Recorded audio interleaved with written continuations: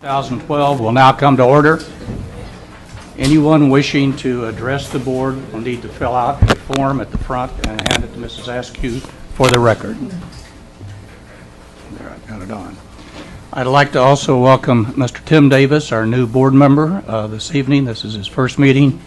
And board, if you would, afterwards, be sure and introduce yourselves to him and say hello. We're ready for roll call, Ms. Washington. Mr. Hurt? Here. Ms. Remark? Here. Mr. McGinnis? Here. Mr. Bohan? Here. Mr. Moore? Here. Ms. Washington? Here. Mr. Hoitzma? Here. Ms. Benjamin? Here. Mr. Davis? Here. And welcome. Mr. Neal? Here. Ms. Lesage? Here. Mr. Chair, you have a quorum. Thank you. First is approval of the minutes from July 26, 2012. Are there any changes or corrections? Motion to approve. Second. All in favor, say aye. Aye. All opposed? Ready for new items. Item number 4, Ms. Washington. Item number 4, Planned Master Development, Daytona International Speedway, DEV 2012-071, quasi-judicial hearing. May we hear from staff, Mr. Morozzi? Thank you very much. Dennis Merzak, planner with the City of Daytona Beach. This is on, correct? It doesn't sound like it. Doesn't sound I like can't it, no. hear you. It's not? I don't think they can hear it back there, King. There. Okay, Here we much go. better. Again, Dennis Merzak, senior planner with the City of Daytona Beach. The first item on tonight is a rezoning request. So a request to rezone 483 acres of land located at 1801 West International Speedway Boulevard from Major Sports District, MSD, to Planned Master Development, PMD, facilitating long-term planning and development of the Speedway property and for expansion of the racing uses at Daytona International Speedway in conjunction with complementary mixed-use retail, dining, entertainment, hotel, commercial, office, and residential uses. We've got as always, a few maps to give you a location of the property, and they'll be coming up shortly. The site is located at 1801 West International Speedway Boulevard. It is 483 acres. It's to the south of ISB, primarily to the west of Midway, also to the north of Midway Boulevard, and to the east of Williamson Boulevard. And then I have also an aerial for you to take a look at that.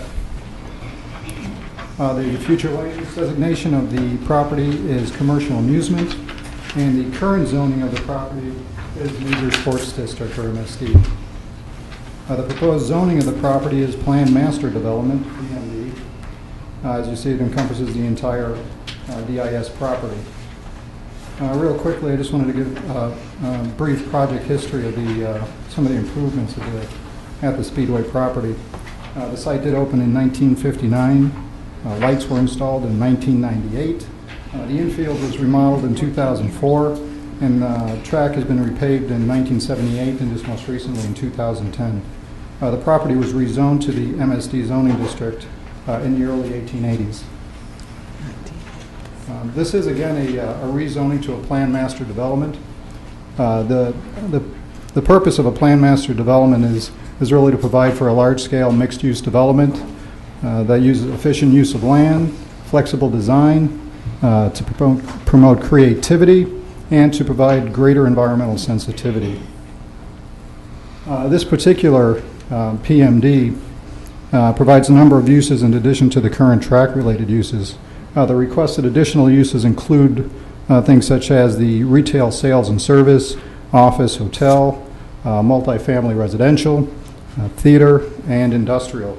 All of the proposed uses I have provided for you in your staff report, and they're all listed. I believe it's in attachment A. Wanted to give you an overview of the future development master plan. This highlights the race-related areas in the front of that are fronting ISB. This particular area is a location that's going to be limiting some of the heavy industrial uses So they won't be occurring along ISB. This is ISB that runs along the north side of this property over here on that map. Some of the details of the proposal, setbacks and buffers.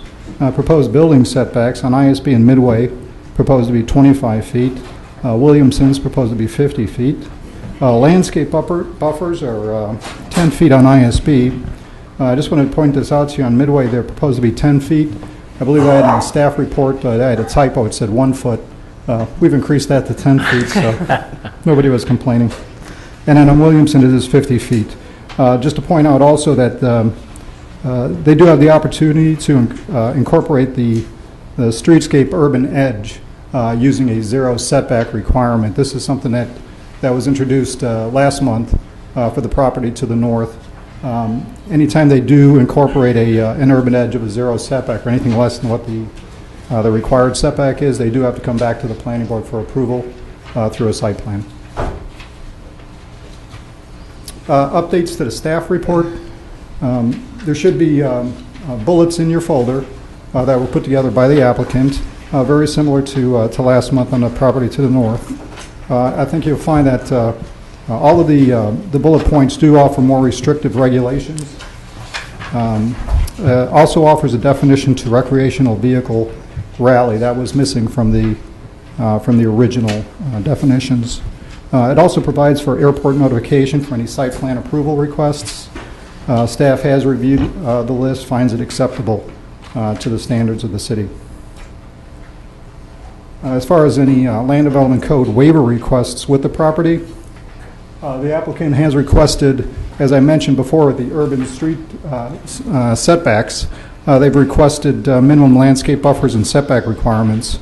These are the urban edge designed, introduced in a PMD to the north on the Daytona mixed use PMD. Also, the permitted uses as a requested LDC waiver request. The uses expands the uses currently permitted in the MSD zoning district, very similar to what has been recommended on the north side of ISB. Also, the building design guidelines. We did provide the design guidelines for you as proposed. They are in attachment C of your staff report. The uniqueness of the property makes it difficult for them to comply with our standards of the Land Development Code. So they do have their own standards, and the city has reviewed them and has found them acceptable. As for the Speedway property details, I just wanted to give a little bit of information. 38 acres of the Speedway property is owned by the Daytona International Speedway. 440 acres are leased by from Volusia County. County is currently reviewing this rezoning request that is before you. The county consent will be required prior to city commission action on this item. So as for a recommendation, staff does recommend approval to rezone the 483 acres of land located at 1801 West ISB from major sports district to planned master development and enter into a PMD agreement establishing development standards for the PMD pending the Volusia County approval of the rezoning request. That item is tentatively scheduled to be heard by the City Commission on October 3rd and October 17th for the public hearing, and an affirmative vote of 6 is required to recommend approval to the City Commission. And that concludes my, my presentation. If the board has any questions. Board, are any questions of staff? Hearing none, may we hear from the applicants. First will be Joey Chipwood. Good evening, Joey Chitwood, 1 Daytona Boulevard, Daytona Beach. I want to compliment city staff for presenting. I do want to add maybe a couple things as it relates to the history of Daytona. We didn't see the pothole up there or the blown up jet dryer. I think that's a special part of our history as much as paving and lights and everything else.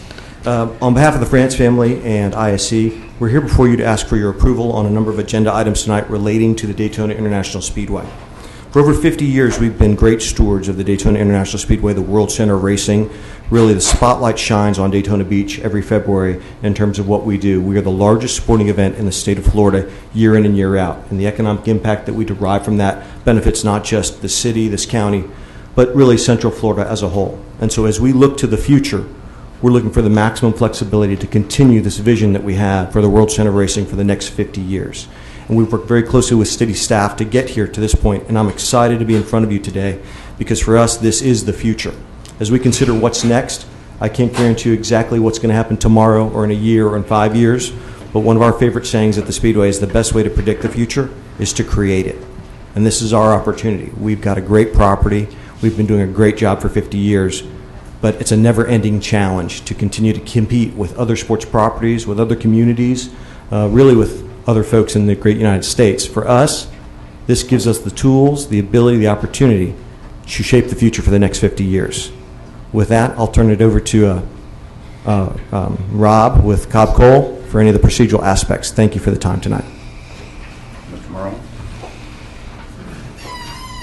Thanks, Joey. Board members, Mr. Chairman, good to have you back. Rob Merrill, 150 Magnolia Avenue with Cobb Cole Law Firm. I kind of thought it might be a hard act to follow. A guy who can drive a car on 2 wheels on fire, you know, so thanks, Joey. Again, I want to thank staff, as Joey did. They did a great job both in their written materials that they've given you, which I think does a great job of summarizing our request, as well as the presentation they gave you tonight, so I'm sure you're happy to hear that I don't have a whole lot to say. I do want to mention a couple of things. One, this is a planned master development, much like we brought you last month on the other side of the street. As Dennis outlined for you, it's for larger projects, longer-term projects, and as Joey mentioned to you, this is a 50-year vision for the for the Speedway property. And I think, as I mentioned to you last month, this is in fact a mirror image of what we brought you last month, and we gave you quite a long presentation then, so I'm going to keep it short tonight because of that, unless you have questions for me. I do want to mention that in that voluminous staff report that you saw, Dennis and his staff have spent a great deal of time on this project in the months leading up to this hearing tonight. We thank them for that, and they do, I think, clearly reach the conclusion that the project complies with all the requirements of the comprehensive plan as well as the land development code, which are certainly the threshold issues that you all look at, and we appreciate them helping us get to that point. Dennis also mentioned a memo that he made, I think part of your supplemental package, that I would ask you make a part of any motion that you have tonight to include some things that came up in conversations with staff, with certain planning board members, and with the county staff since your package went out last week. So apologize for those late things. As Dennis mentioned, they are all additional conditions and restrictions on the request, so I hope they're well received by you. And I would point out to you that one of them is the issue that Dennis mentioned, or the item that he mentioned, requiring us to go before the county council for their authorization, since they own part of this property, and we intend to do that. And I would request that you include that in your motion as well, as I promised the county manager I would say tonight. With that, I've got a whole team of folks here that have been involved in this for many months that will join me, I'm sure, in answering any questions that you all have tonight. I just had one. Weren't they to meet the county to meet today regarding this? And apparently they didn't. Yeah, we ended up having a few complications. We wanted to make sure it was completely worked out.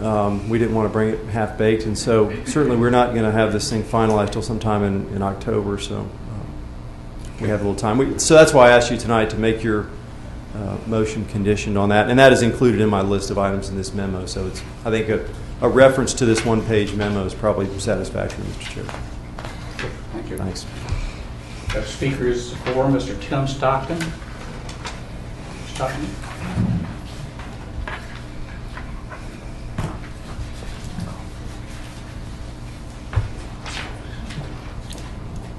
Good evening. I'm Tim Stockman. I live at 61 Lincoln Avenue in Ormond Beach. I'm the president of the Young Professionals Group here in Daytona Beach. And as president, I'd like to offer my support for the Speedway's applications. We're very excited about what the Speedway has planned for that future out there. Reinvestment and redevelopment in our city is essential to create a vibrant future for our residents and our visitors. Not only will this project beautify our gateway corridor to our city, but I also believe it will act as a catalyst for future investment on other projects in the area. The Speedway has never failed to excite, and we look forward to seeing their plans for the future. Thank you. Next speaker would be Mr. Tom Lee.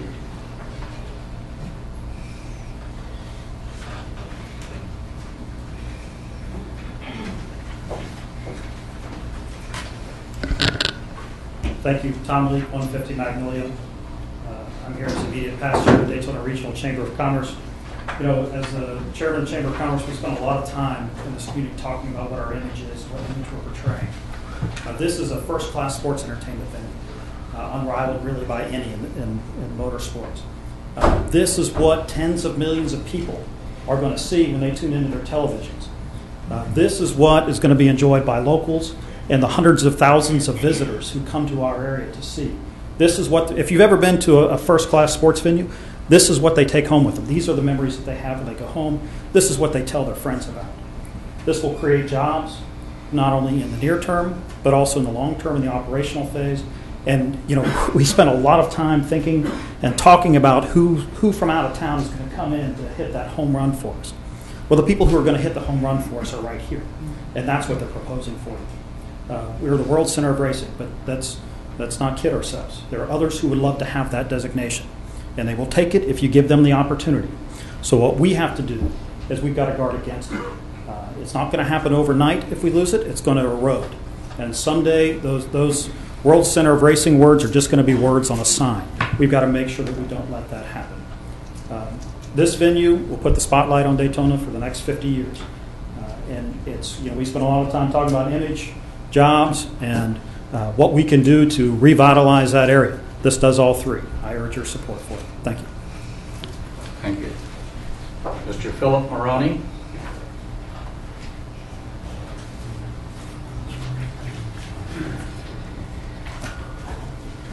Good evening. Philip Maroney, President, Root Company, 275 Clyde Morris Boulevard, Ormond Beach. Thank you for allowing us a chance to speak tonight. I'm also here on behalf of two of our affiliated companies, Root Real Estate 2 Limited, which owns property at 2310 West ISB, and also Root Riverfront, which is Indigo Professional Center at 2570 West International Speedway Boulevard. Due to the proximity, of course, we were notified about the proposal, and just want to let you know that you have the Speedway and ISC has our full support going forward.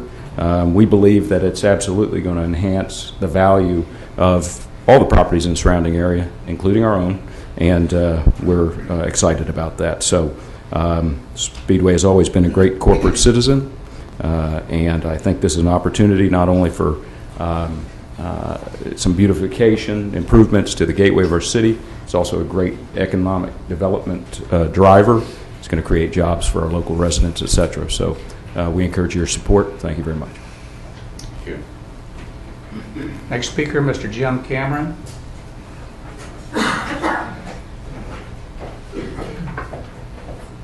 I'm Jim Cameron, Senior Vice President, Government Relations, Daytona Regional Chamber. Years and years ago, Evelyn Fine, a lot of y'all might know her, she's with Mid-Florida Business and Research Center. She does a great bit of and very precise research as it relates to tourism. One of the things that she had said, and I've always remembered, is that this community does well at bringing back that visitor from year to year. Once we get them here the first time, we're good about getting them as a repeat visitor. The trick is, though, is that we got to get them here for that first time, and that's getting more difficult out there with tourism communities throughout the country as well as elsewhere. But communities that try to capitalize on what they have done, like say 50 years and stuff, generations change, and they're looking for new outlets and all. And that's what we see this as a new means to bring in that first-time visitor, because once we get them here, we can get them back again and again and again. We support the project. Thank you. The last speaker on this floor is Mr. John Nicholson. He's also speaking against. So.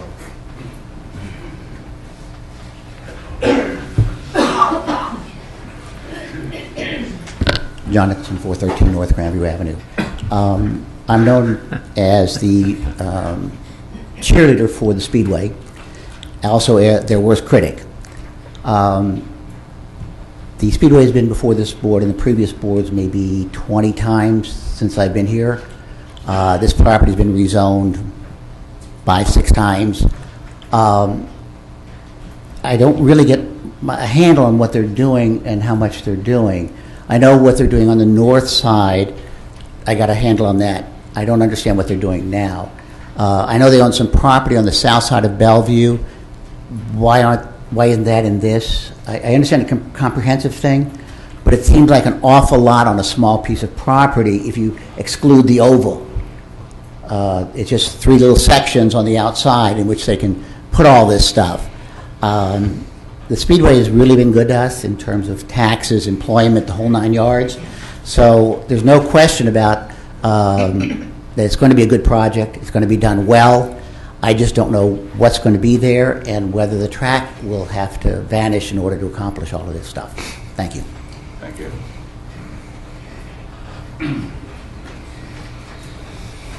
Board, ready for your discussion?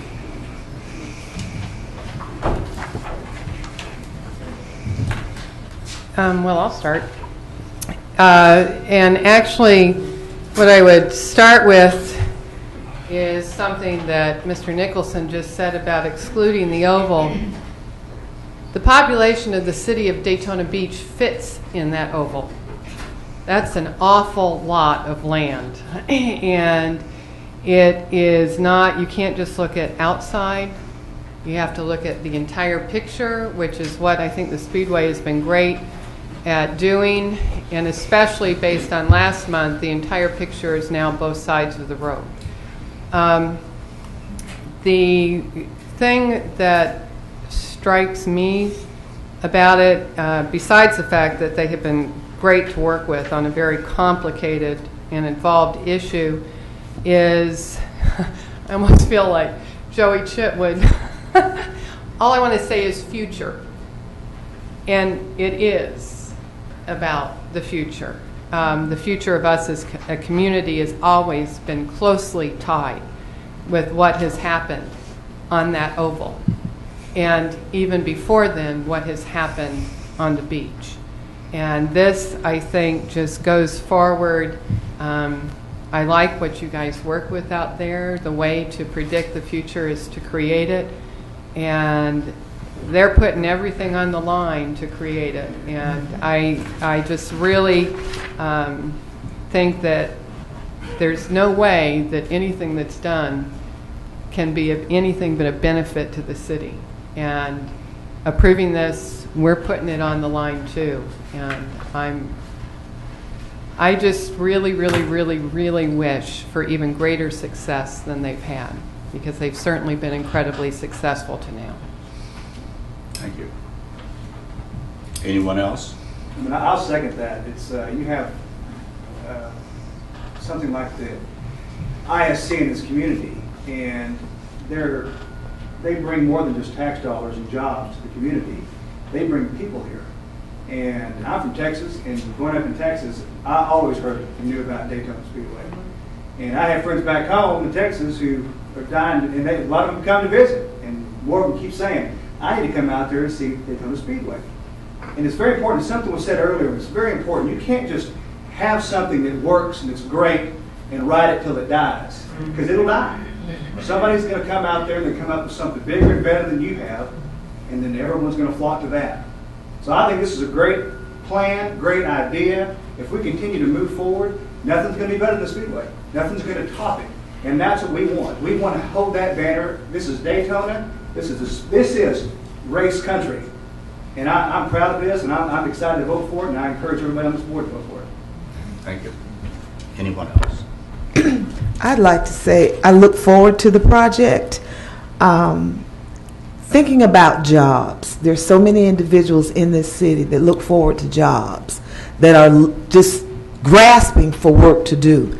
At the same time, it's going to enhance what we have to offer here in Daytona. I can't think of any other way to vote on it other than to go for it. It'll put people to work. It'll bring more money into the economy of the city of Daytona Beach and the surrounding area. I think it's time. Thank you. Anyone else? I've been here over 40 years. And the whole time I had never gone to a race. I didn't like arena setups.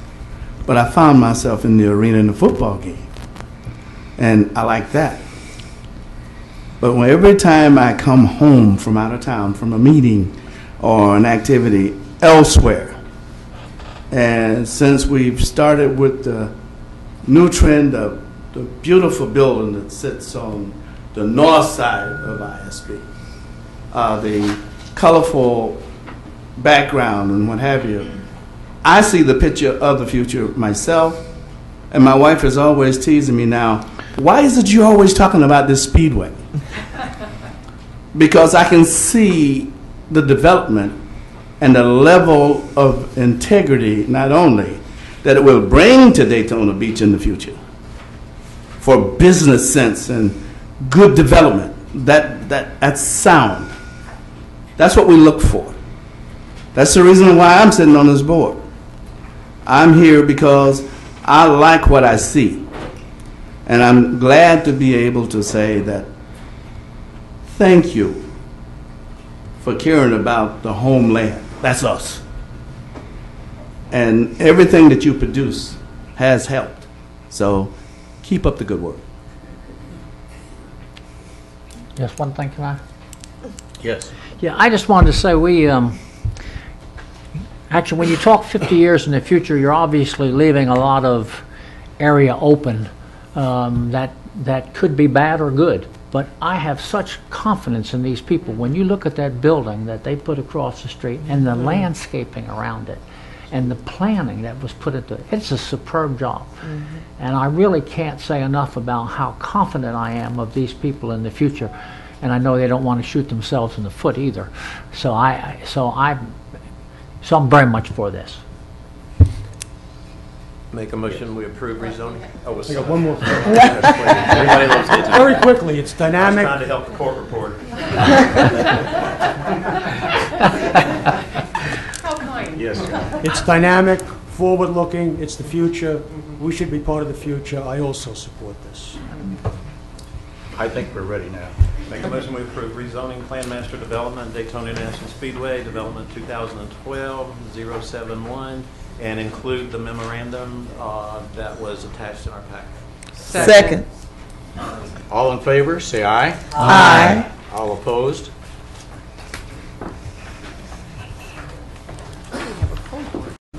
Next item, item number 5. Item number 5, Land Development Code Text Amendment, Major Sports District Modification, DEV 2012-092. We hear from the staff. Thank you, Dennis Merzak, planner with the City of Daytona Beach. The next item tonight is a request by staff to amend the Land Development Code, Article 13, Section 3.9, to continue to allow temporary overnight RV parking within 1 mile of the Daytona International Speedway. Track site, a currently zoned major sports district, and to amend Article 18, Section 6, to allow a comprehensive sign plan in Plan Master Development zoning districts. This is, again, this is a staff response to the DIS PMD rezoning.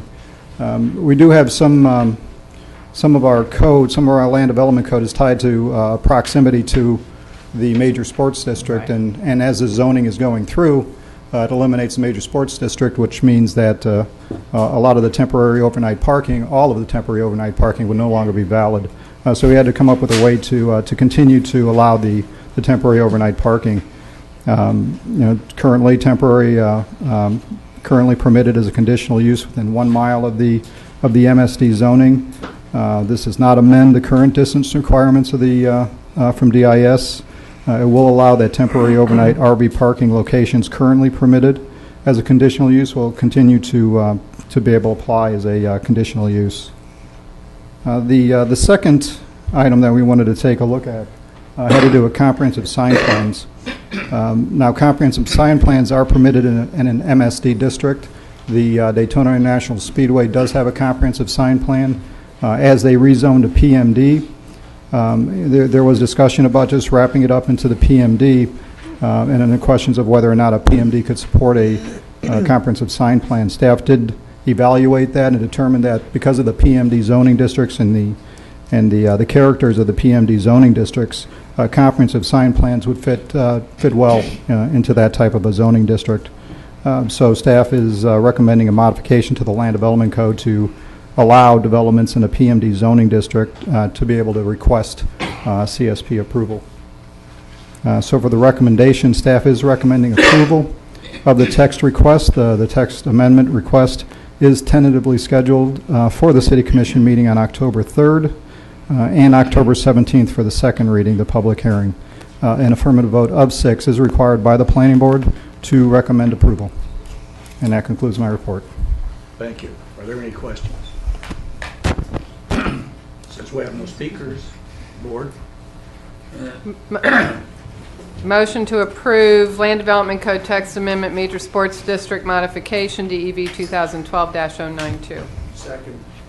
We have a motion for and a second. All in favor, say aye. Aye. All opposed?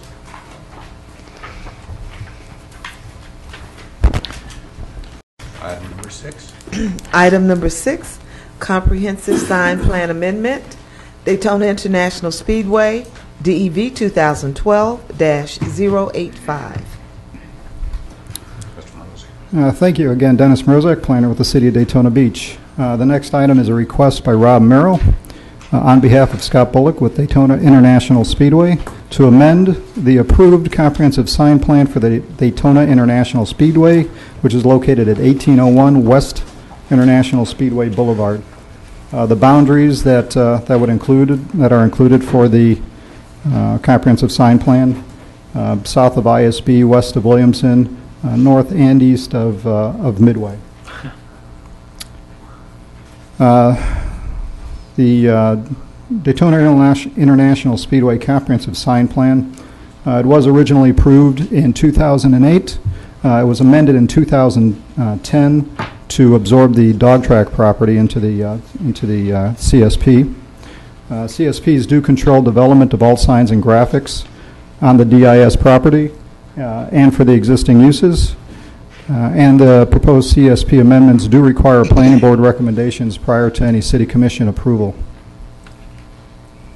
Some of the proposed changes I've listed, we've got 4 major changes. Just wanted to go through them all for you. And they are available in your staff report also. The first change, page 2.1 definition, there was a definition added for activity period. Activity periods would be determined by the Daytona International Speedway. There is written notice to the city, depending on the size of the events that are being planned. Events that have less than 25,000 patrons planned would have 30 days prior to the events to provide notice to the city. Events greater than 25,000 people would have 90 days to provide written notice to the city of the event. And then also, just to clean up, the previous definition of event was deleted from the current comprehensive sign plan. The second change added a definition because we do now, or there is a proposed DIS PMD definition was added for that. Proposed change number 3, allowable sign area, added an example of how to measure the allowable sign area for the newly designed facade aesthetics that will include the injectors. Wanted to just really briefly talk about the injectors. The injectors, if I wasn't clear enough in the staff report, are the areas that have been designated for customer or patron entrances, clearly designated and made available. I believe there's going to be approximately 5 or 6 of these injector type facilities. What we did was, or what's being proposed over here is a measurement, taking a look at these injectors. It's a very unique type of a design, so the calculations used for the signage had to take into account kind of this whole area when we're looking at the injectors. And that's pointed out to you. These are a couple of different examples here of how the injector square footages would be measured. Proposed change number 4, modifications to the maximum allowable square footage for the signs. This is in response to the additional uses that are being added to the PMD. There is an increase in the overall square footage of the signage that is permitted by the CSP. I did provide an attachment B in your staff reports, and it's a strike-through underline of all the square footages that are being changed, and strike-through of what currently exists, and then the underline of what's being proposed. As for a recommendation, based on staff analysis and review, the requested amendment to the DIS CSP will be in compliance with the Land Development Code and Comprehensive Plan if approved by action of the City Commission. The application request is scheduled to be reviewed at the October 17th, 2012 City Commission meeting. Majority vote of the Planning Board members present and voting is required for recommendation of approval to the City Commission. And that concludes my presentation. Thank you. Any questions of staff? May we hear from the applicant, Mr. Merrill? Thank you, Mr. Chair. Again, Rob Merrill, 150 Magnolia with Cobb Cole Law Firm, here for the applicant. Dennis did a great job. I thank him again. He steals my fire on a regular basis. I don't have a whole lot to add to what he said. I would mention to you that the previous request that you just approved, I think you understand, has brought in a mixture of uses that we didn't previously contemplate on the track side property, and that was the biggest reason why we're here with sort of this housekeeping amendment to the sign plan. I think several of you were up here when we brought you this comprehensive sign plan back in 2008. Very comprehensive, very complex, and we had a lot of discussion about it. These changes that Dennis outlined for you are a very small part of that big package. But if you have any questions about any aspect of it, we'd be happy to answer them. As Dennis said, this is consistent with what you approved previously, the provisions in your land development code and your comp plan. And so, again, I encourage your support. I'm happy to answer any questions for you. Any questions, Mr. Mark? Do we have anyone? Well, we don't have any speakers on this, so board, I'm ready for your discussion. Motion to approve comprehensive sign plan amendment, Daytona International Speedway, DEV 2012-085. Second. We have a motion and a second. All in favor, say aye. Aye. Aye. All opposed?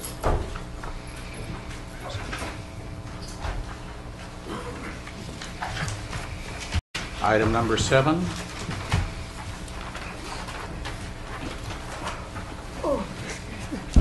Item number 7, rezoning M5 District, PNS Paving, DEV 2012-069, quasi-judicial hearing.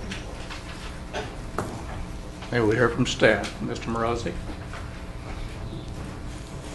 Just a minute. 1 minute there. As that concludes our Daytona International Speedway portion of the evening. Okay. Good to go. All righty, thank you. Again, Dennis Mrozek, planner with the City of Daytona Beach. The next item, which is item number 7, is a request by Randy Hudek on behalf of Tim Phillips, president of PNS Paving, to rezone 30.7 acres of land located at 3701 Olson Drive in Daytona Beach from Volusia County Industrial Planned Unit Development, IPUD, to rural agricultural A2 zoning to City of Daytona Beach heavy industrial M5 zoning. The proposed area to be rezoned includes the existing asphalt plant and a vacant parcel of land located on the east side that is proposed to serve as a storage yard or for an expansion for the existing use. Just to give you an idea of the location, it might get a little tricky, so I'm going to kind of go through it with you. The site is located at 3701 Olson Drive. That's approximately a half a mile north of ISB. ISB is located down over here. And then it's also about a quarter mile east of Indian Lake Drive. And this is Indian Lake Drive that runs north-south over here. A little bit of an aerial there. It kind of gives you an idea of what's been developed out there. The site actually consists of 2 parcels. We've got a parcel that's located in the county and a parcel that's located in the city. The county parcel in the county been submitted for an annexation to the city. So we do have a concurrent annexation application that will be going to the city commission. The rezoning obviously is contingent upon the approval of an annexation with the city commission. So again, let me back up. Again, the 2 pieces, the county piece and the city piece. The current zoning, or excuse me, the current future land use, the city future land use in blue is general industrial. The future land use for the county is low impact urban. The current zoning for both parcels, it actually has county zoning on both parcels, has IPUD. Again, that's industrial plan unit development, and as rural agriculture. The IPUD portion is developed. The other portion is not. Again, the proposed zoning to M5 would encompass the entire, both of the pieces, the entire development. I wanted to show you an overview of the existing plant in operation. It does get used. It's in an industrial area, and from what I've been told, very successful at what they do. As far as a rezoning to an M5, asphalt plants are a permitted use only in the M5 zoning district within the city, unless somebody were to rezone to a planned development. Expansion of the facility in the future would require a site plan approval in accordance with Land Development Code requirements. And the proposed M5 is within 1,000 feet of all the existing M5 that's located out there in that area.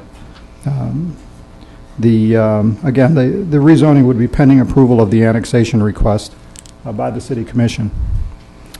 As for a recommendation, staff does recommend approval of the applicant's request to reduce the subject or rezone the subject property from Volusia County Industrial Plan Unit Development and Rural Agriculture zoning to City of Daytona Beach Heavy Industrial M5 zoning, pending approval of the annexation request by the City Commission.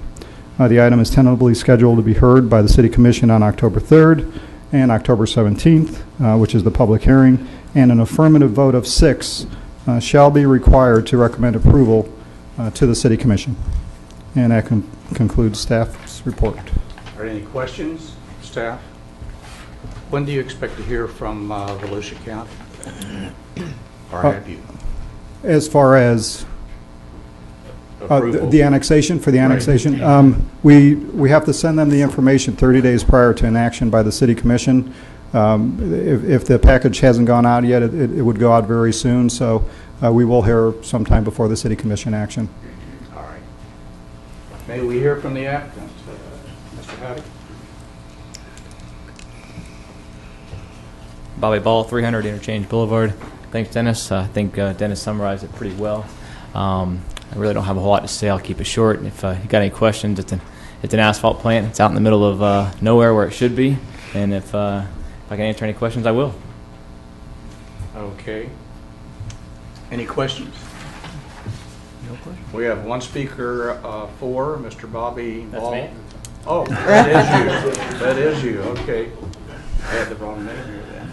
Still 4 though. Okay. Not against.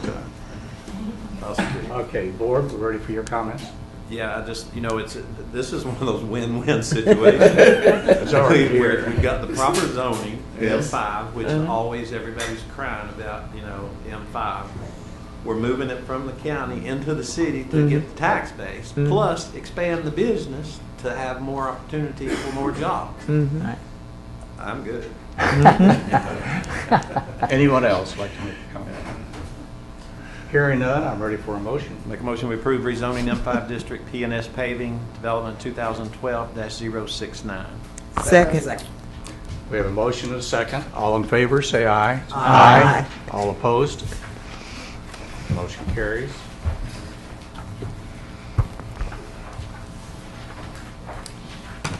Item number 8.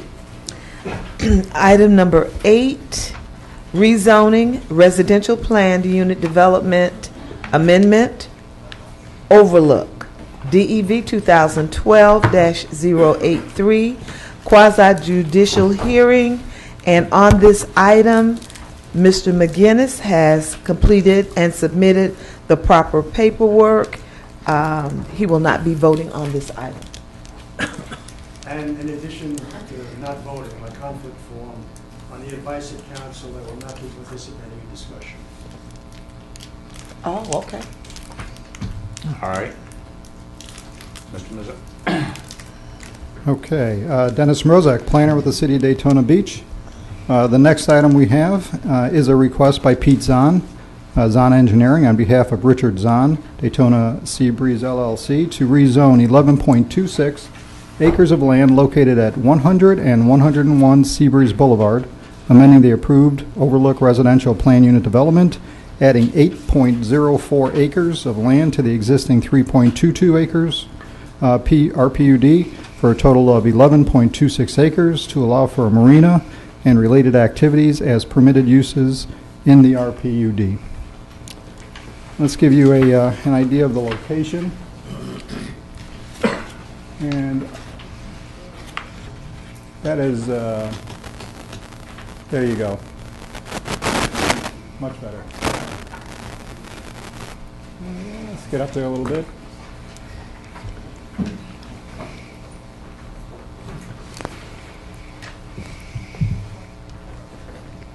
And, okay. The location is, again, 100 and 101 Seabreeze Boulevard. The upland property is on both sides of Seabreeze Avenue. And it's, let's see here, and if you better look over there, the submerged land located just north of the Seabreeze Park in the Halifax River.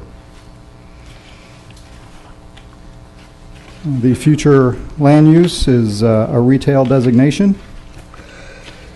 And the current zoning of the property is the Overlook RPUD, which currently is at 3.22 acres.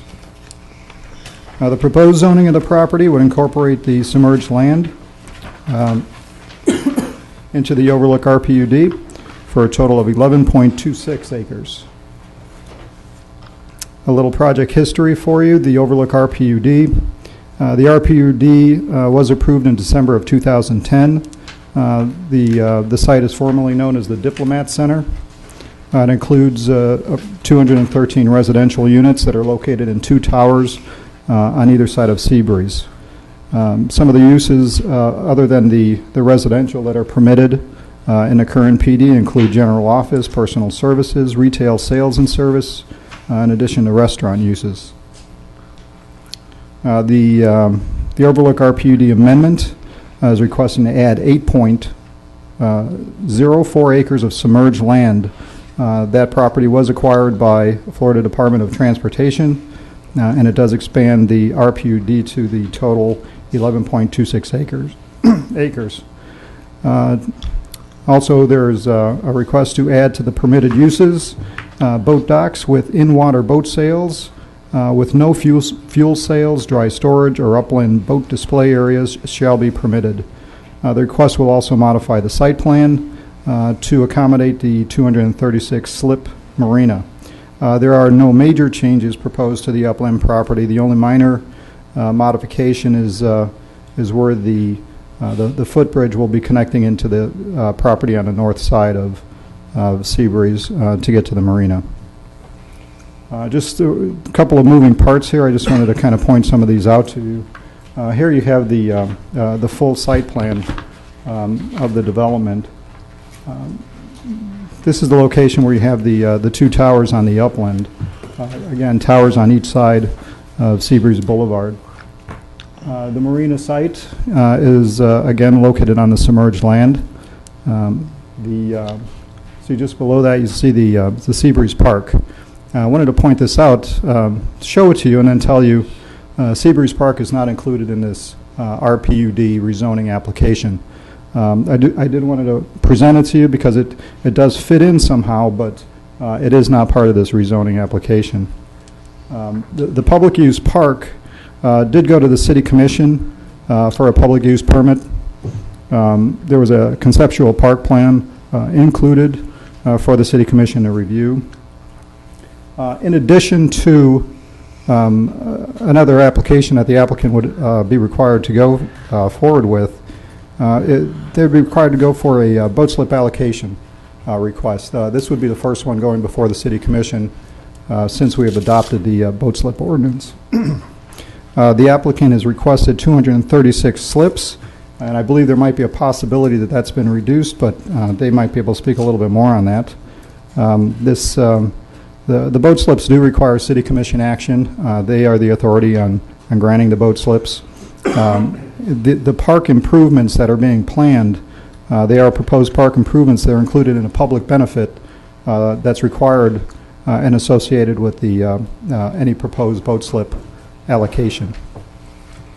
As far as any code waivers for this particular project, Article 8, Section 2.5, off-street parking space requirements, parking calculations based on proposed uses, the applicant has requested a waiver for all parking required for the marina use.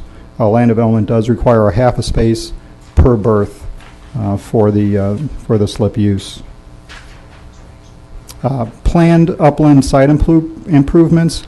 These are improvements that were included as part of their site plan that when the original RPUD was coming through, and some requirements that they had to do. They have been diligently working on getting these complete. Some of these improvements included screening the AC units and ducts, landscape islands in the parking areas, landscape wall on the east side of the development, seal coating and restriping the parking lot, and installation of required backflow preventers for the facility. One other thing, staff did strongly encourage the applicant to do a neighborhood meeting to present the information prior to coming forward to the planning board. The applicant did have that meeting on August 21st, and I believe that the applicant will provide a summary of that meeting. Unfortunately, I don't have any summary to be able to present with you tonight. The applicant should be able to do that. As for a recommendation, staff does recommend approval to rezone 11.26 acres of land located at 100 and 101 Seabreeze Boulevard, amending the approved Overlook Residential Plan Unit Development, adding 8.04 acres of land to the existing 3.22 acre RPUD for a total of 11.26 acres to allow for marina and related activities as permitted uses in the RPUD, contingent upon approval of the associated excess boat slip allocation request by the City Commission. Without the allocation, the marina would not be possible. Also, the item is tentatively scheduled to be heard by the City Commission on October 3rd, and October 17th is the public hearing. An affirmative vote of 6 shall be required to recommend approval to the City Commission for this particular rezoning. And that concludes my presentation. Do we have any questions of staff? Yeah, I do. I have one question. Now, where's the parking going to be? You got 230 some, and I went by there and I found 26 parking spaces, and I don't follow. Where are they going to be? Well, there is no parking designated for the marina. The applicant did request the waiver for all parking requirements for the actual marina. I'll let the applicant speak a little bit further on that. Yeah, I was going to say, 234 we can spaces. address that. Just unless they fly in or some way. Or boat in. Or boat in. Yes. Okay. Any other questions of staff? May we hear from the applicant?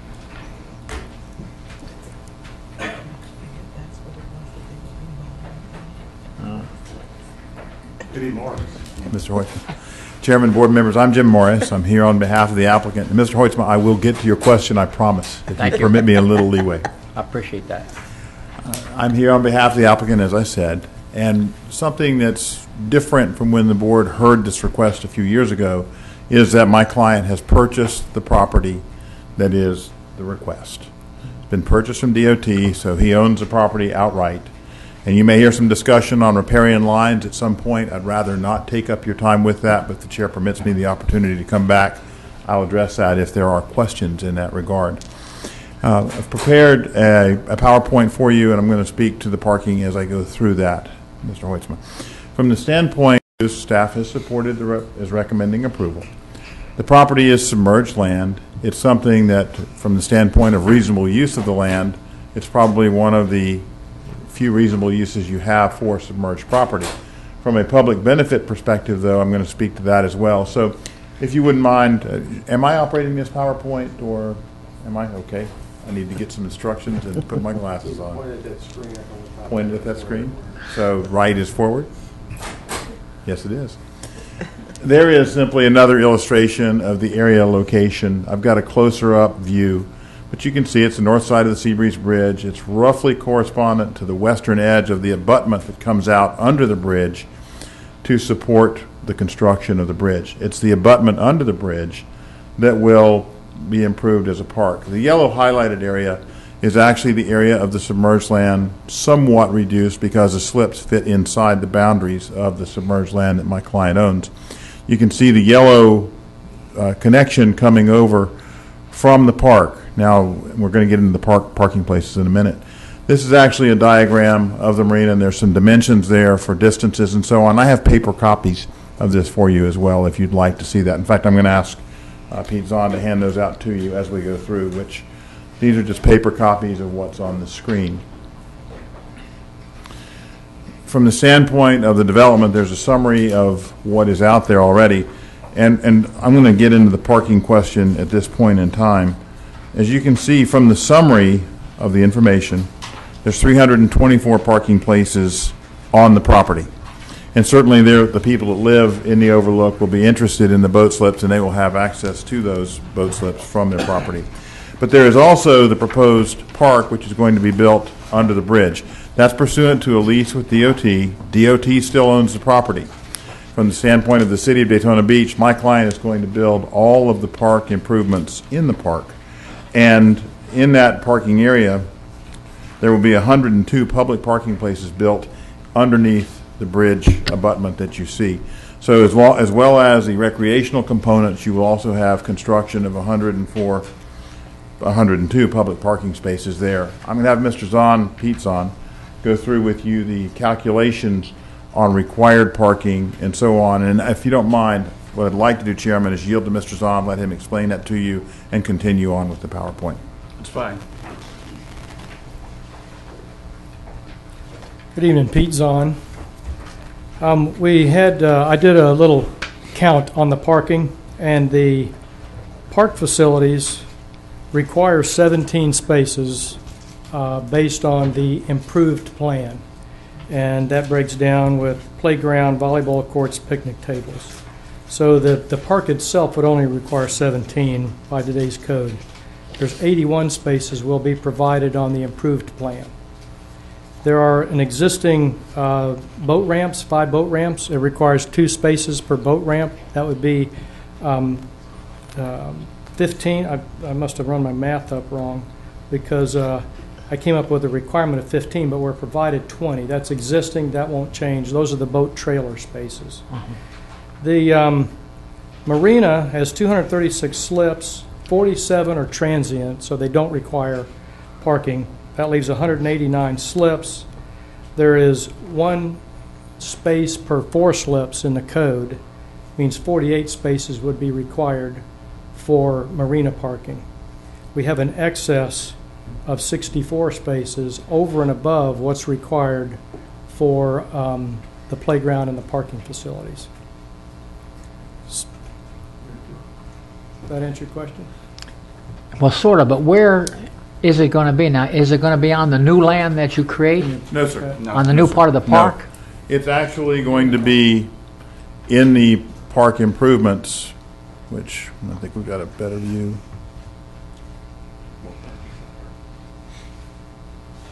No.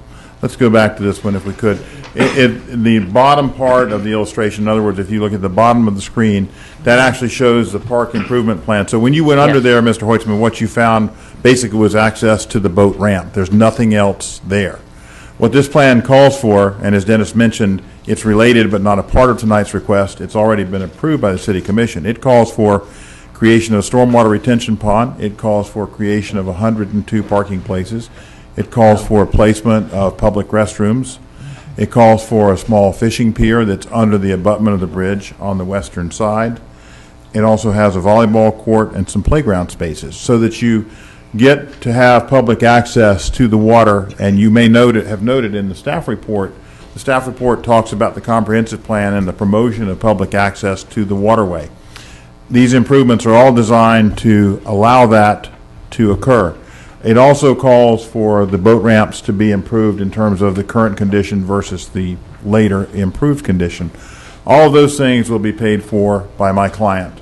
Something that doesn't show up, but it's a part of the overall construction plan, is construction of not backflow preventers, but there's a main sewer connection under there, and there's some improvements that Public Works wanted to that, and I can't describe it to you any better than that, except that it's big and it's expensive. All of those things will be paid for by my client. So from the standpoint of the analysis of the parking, we have the spaces that belong to the Overlook, and residents from the Overlook will certainly use the marina. They have their own spaces on their property, and they will use those spaces. When you look at the public parking and the required parking for different uses, you see there is a number of public parking spaces available far in excess of the spaces that are required for the combination of uses. So the parking for the marina will be there. It will be there in a combination of the parking that's at the Overlook and the public parking that's available under the bridge. And from a historic perspective, when you look at zoning that's been used, and it may not be quite the same now, on Main Street, on Seabreeze, and Beach Street, there was always a recognition in those zoning categories that parking wasn't required for the businesses because there was available public parking to serve that use. So from the standpoint of the parking, that's how the parking is supplied. A part of the analysis that has been conducted by city staff with the traffic study and the TRT relates to traffic coming and going from it. And you'll see that the number of 48, when you look at the boat slips, that equals about 1 in 5 on boat slips. I know the ratio required is 1 per 4, but I mentioned the 1 in 5 because I've represented Inlet Harbor and other marina interests, and they've studied utilization of boats that are moored or stored. And what they found is that about the maximum rate of utilization you get is 20%. In other words, most moored boats are simply there and nobody really comes there. They have them there and they come to and from, but they don't come every day and that sort of thing. I'll get to this more later, but one thing that needs to be mentioned absolutely is this is not a liveaboard marina. There are no liveaboard facilities. I know the neighborhood in general does not want that to occur. Pete mentioned transient slips. In the slip allocation requirements that Daytona has and other cities have, slip allocation relates entirely to the Manatee Protection Plan, and it kind of fits into the state's policies on what's called working waterfronts.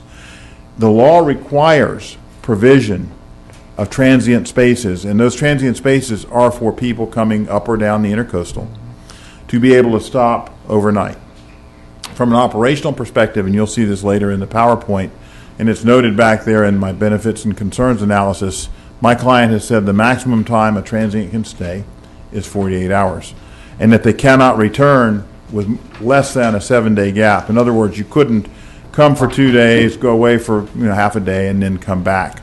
Because the idea is to simply meet the requirement of the law. We have no intention or desire to operate a liveaboard marina. There are also no fuel sales proposed, and none will be permitted there. The things that we have that relate to marina facilities are a DEP required pump out. You've got to have that whether you've got a liveaboard or not, but because you have transient facilities as well as a potential for boats that could have bathroom facilities on them, it's a requirement of DEP. There's also fire protection requirements because the fire code requires that. Water and electricity are available at the slips. You need electricity, if for nothing else, and to power your bilge pumps and the shore power of your boat so that as the boat sits there, it has the means of evacuating water that would be in the bilge, as well as, if you have it, air conditioning, which dehumidifies the boats. From the standpoint of water, I mean, every time you use a boat, typically you wind up washing something off. Someone asked at the neighborhood meeting whether there was a fish cleaning table. No, there is not. From the standpoint of the neighborhood meeting, we had it on the 21st, and that was at the Seabreeze University Neighborhood Watch meeting, and the members of that group cooperated with us to send out notices to their members. I used the same notice for adjoining property owners required by the city for rezoning to notify people of the neighborhood meeting. And we wanted to have it sooner so that people had a greater gap in time, but the way the neighborhood watch meeting was scheduled, that was the best that we could do. And that meeting had a number of folks at it, and if I might just go on to the benefits and concerns portion, because really this is my summary of what was discussed at the neighborhood meeting. I'll go through these things. If you have particular questions, I don't want to take a lot of your time to deal with this. But first, just dealing with benefits. This is the only marina on the peninsula, I believe, that would be certainly north of the Main Street Bridge. And from the perspective of having access to the northern part of the community to have water access, it will have that. You've got boat ramps there that people launch their boats, but you don't have a place where people could leave boats in the water or at a elevated mooring facility. The park construction, I think, is a benefit to the neighborhood in general, as well as the city at large, because it does provide water access. From the standpoint of the marina, it has a number of beneficial factors, both immediately to my client's property in that it improves their value. I think it makes their property more desirable for rental purposes, but it also is beneficial to the neighborhood because it creates water access. From a standpoint of property values, if you have values increasing in an area, whether it's one property or multiple properties, it helps to underpin better value for the neighborhood at large. Also, with the marina facilities, I think it becomes more desirable and more likely to attract higher rent-paying groups, so that in terms of the population that you have, you begin to have a population in this area at this particular property that probably contributes more economically to the area as a whole. And finally, I grew up here, and I know a lot of you have been around forever at this place. You can remember when Seabreeze was a vibrant street. There are multiple restaurants, other businesses there. When you come down to the western end of Seabreeze now, I think on the north side, all the businesses that used to be there are gone. And there's vacancies on the other side. Seabreeze is a dying street, and you could argue about any number of things, traffic pattern being one, but the fact is, some economic activity and recreational activity on the end of the street, I think, will be beneficial to the Seabreeze neighborhood itself. And when you look further back in time and think about the old Seabreeze community and the old Daytona community that was around Main Street, you know, it helps to work towards revitalization of those areas. There were concerns, and I've tried to list those for you, and I listed everything that I could remember. There may be somebody here that has things that they remember that aren't brought up. But there's a concern about the view from nearby riverfront properties, because this land does sit west of and out in front of some other riverfront properties. But the fact is that the property that's here is owned by my client, and it's much the same as if you were in a subdivision and you had another home or something that blocked your particular view. We have no effort or desire to block their view, but from a standpoint of use, it does have an impact. There's no question about it.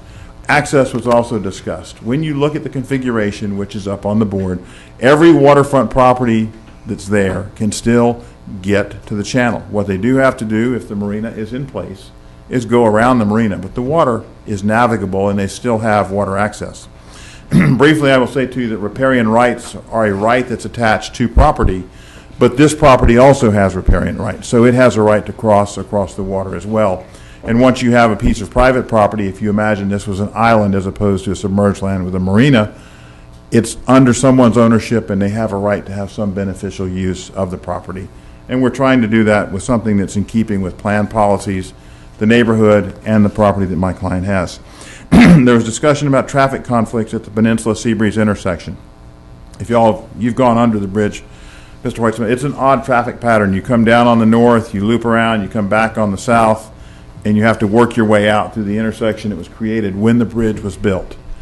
We've submitted a traffic study. It's been through the traffic review from the city staff, and the staff report notes that the TRT has found the establishment of it to be acceptable and workable. There are some things being done on the corner of the property, which those benefits or those constructions are almost complete. There was a mention of shoaling since the new bridge was built. And shoaling was mentioned by a property owner that's north of the bridge.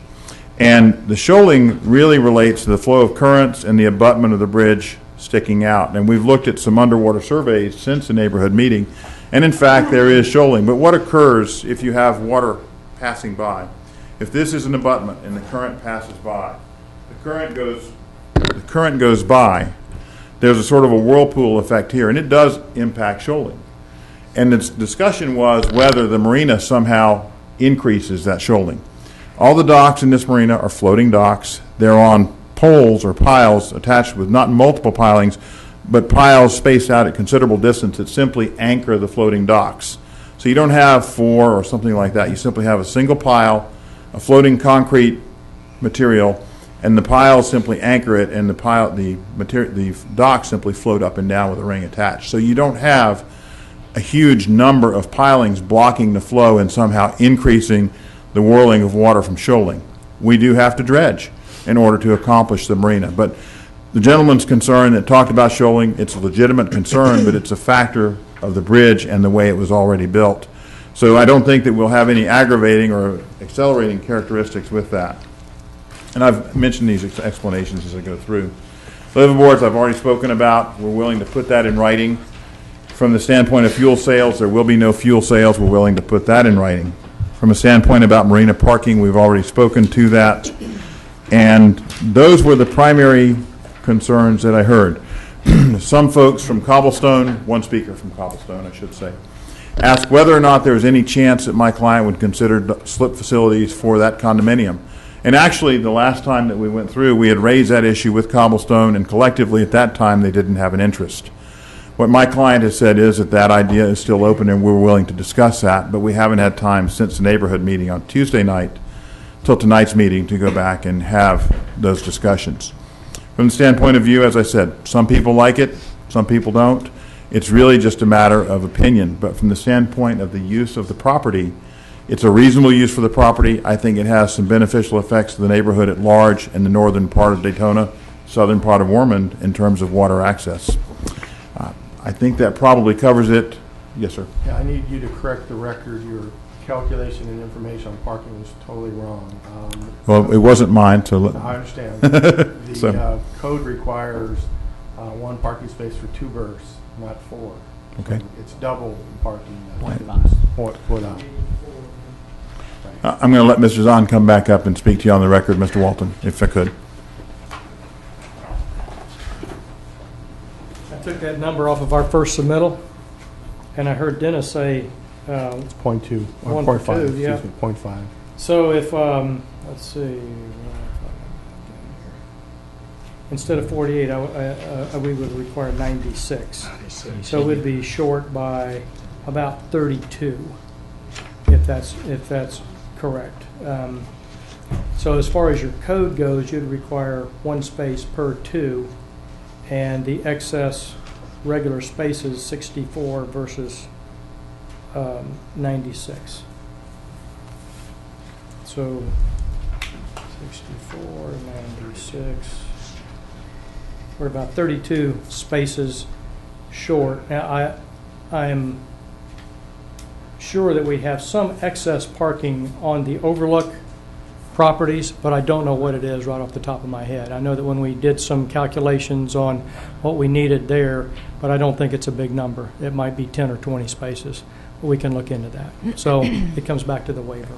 Well, from the standpoint of the quotation, it's a quotation as if this was freestanding, not when you consider the mixture of uses and users from the overlook. But it bears attention, and certainly we will give it. Let me just, if I could, speak to the slip allocation component of this. When the manatee protection plans were adopted, each city wound up with a number of boat slips that they could permit, new boat slips that they could permit to be constructed in their city. So that in order to build new boat slips, the city commission actually has to grant a slip allocation. And we still have to go through that process.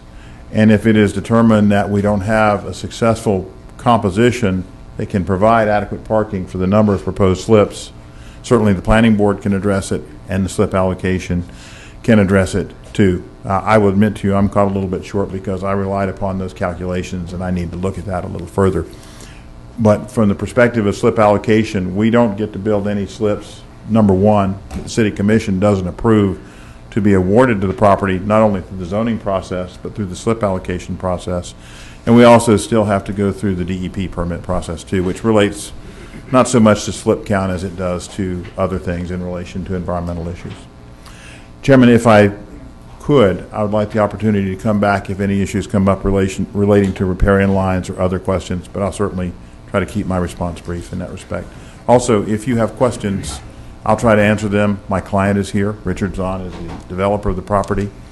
And if we can answer your questions, we'll be glad to try and do that. Any questions the applicant? Yes. Yeah, one question. I'm sorry, go ahead. No, you go. So who's going to be the enforcer of the transient voter, 48-hour rule, no live-ins? Who's My client will enforcing be. They have a manager at the property that will manage the marina. And you got to understand, if we could delete that requirement altogether, we would. We don't want the transient occupancy. We want it to be a mooring facility for people. So it's in their interest, my client's interest, to enforce it. But as a matter of local law right now, we have to provide it. If the city commission deleted it as a requirement, we would delete it as a provision. So he's not living out there on the dock, it's a floating. Sorry? He's not going to be living out there on the dock, he's going to be up in one of the towers? No, or- there's actually, when you have a marina manager, you actually have a manager on site at the marina with a little shelter to allow them to be out of the weather, keep their records, and Right, so on. I'm talking about in the evening, Sure, they're going to have security and a marina manager. If you ever go up, I don't know if you have, but when you go over to the chart house, if you do, they've got folks that work the dock there. There's actually a little marina manager's facility kind of under the restaurant. Any marina that you go to, you're going to encounter that. You will have that here as well. Okay, thank you. Mr. Weissman. I have one question. Now, who handles actually the overlook parking up there, which is behind the Diplomat Center North, is it not, at the bottom? Well, all of the property, the old Diplomat Center south and north, is owned by my client. So all of the Okay. parking that's there is owned by my client. Yeah, well, the main reason I asked that question, because I wondered who handles the maintenance on it, because I noticed this afternoon when I went there, there was 6 inches of water sitting across there, and it wasn't draining. And I just wondered who was responsible for making sure that the parking is available, because I don't think you want to park in 6 inches of water. I have the ultimate authority on that with me this evening. No. You're the wrong Zahn. This is the Zahn that has the ultimate authority. This is Richard Zahn. Good evening to all of you. First and foremost, if there's 6 inches of standing water there, it shouldn't be there, A. But part of our repaving, and one of the items that was on the list that they said when they made the comment earlier, Dennis made the comment earlier, that we were diligently working towards wrapping up the last parts. Okay. Part of the repaving includes asphalt adjustments or and/or repairs as required. Part of the reason why we have not completely wrapped it up, we're wrapping up the last part of the back side of that parking lot, which happens to be where you happen to mention it. There's some additional comments. We thought we were supposed to, and it was our fault. We thought we were supposed to do that when this got, if and when this got approved, phase 2. We had confused the two. We had started on the wall out front and the screening of the ACs, thinking that the back part shouldn't have been done until phase 2 was approved because we didn't want to touch that. So now we found out that we need to hustle and get that done. So that is part of that repair. But I candidly did not know that we had ponding water back there. So for the record, it will be handled. Yeah, it was pretty much, see, you've been all right had I gone on a dry day. Right. Right. Well, of course, as fate would have it. We have had obviously very heavy rains here. We've dealt with some pretty extensive roof-related issues out there, just because of the design, and obviously we've made an extensive renovation over the last 4 or 5 years to that particular site. That obviously includes a pretty heavy investment in trying to revitalize the area. I think the last comment that I would like to add that's very important, and jobs. Our job study, and we didn't have Dr. Hank Fishkind from Orlando come up and do a study on the marina, but we project between 65 and 70 employees will be gainfully employed to build out this marina over a period of 8 to 12 months. It could range as long as 18 months because of inspections. Our timeline, though, from the time of build out, from the time of permit, is 8 to 12 months. We're giving ourselves 18 months. So while it's a modest amount of employees, it does impact the local economy. They will be buying products from your local establishments as well, and that is also something noteworthy from your perspective, that jobs are created by this as well. Mm-hmm. Thank you. I had a question. Of the items not completed from 2 years ago, one is the backflow preventers and fire line detector check valves. That's correct. Important. Now, is that that I took was from 2 years ago. Is this, that hasn't been done yet? Correct, and that was part of what I had mentioned. Anything that was attached to the peninsula, I didn't know that we were even supposed to touch anything on the peninsula until we had an approval, because we don't own that land.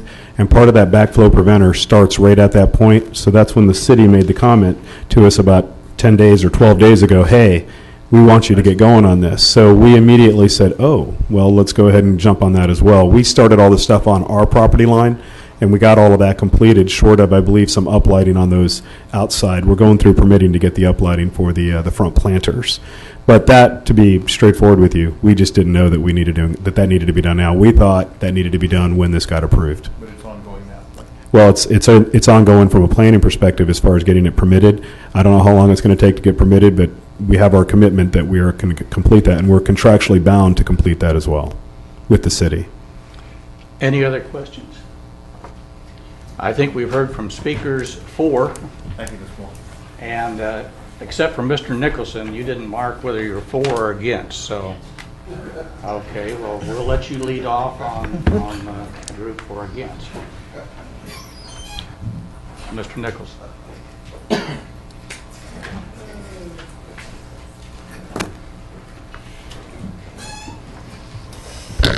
I won't repeat, John Nicholson, 413 North Granview Avenue. I won't repeat my objections to the last time I was here. When they came about 2 years ago to redo the property, there were several things, one of which I requested that the parking lots be screened. About a year ago, they worked on the screening. They screened the laundromat, but not the parking lot. They were supposed to screen above the laundromat all that ugly stuff. They didn't. They screened one little section, about 1/10 of it, and then surprisingly last week a screen went up, and as we speak, as I drove over here today, there were workers putting in the wall that they were supposed to put in a year ago. So they're doing now what they should have done a year ago. So what I'm asking is, if they're saying they're going to do all this stuff, are they going to do it? Secondly, I've been asking for 3 years now about submerged land. That we were supposed to work on it, and you said wait till the land development. Well, this is submerged land, and there are a lot of the owners of these properties that were there before the Seabreeze Bridge went in. This land did not exist when they bought the properties. This land came from when they put in the Seabreeze Bridge. Their premise is that they're going to buy, or did buy, this land.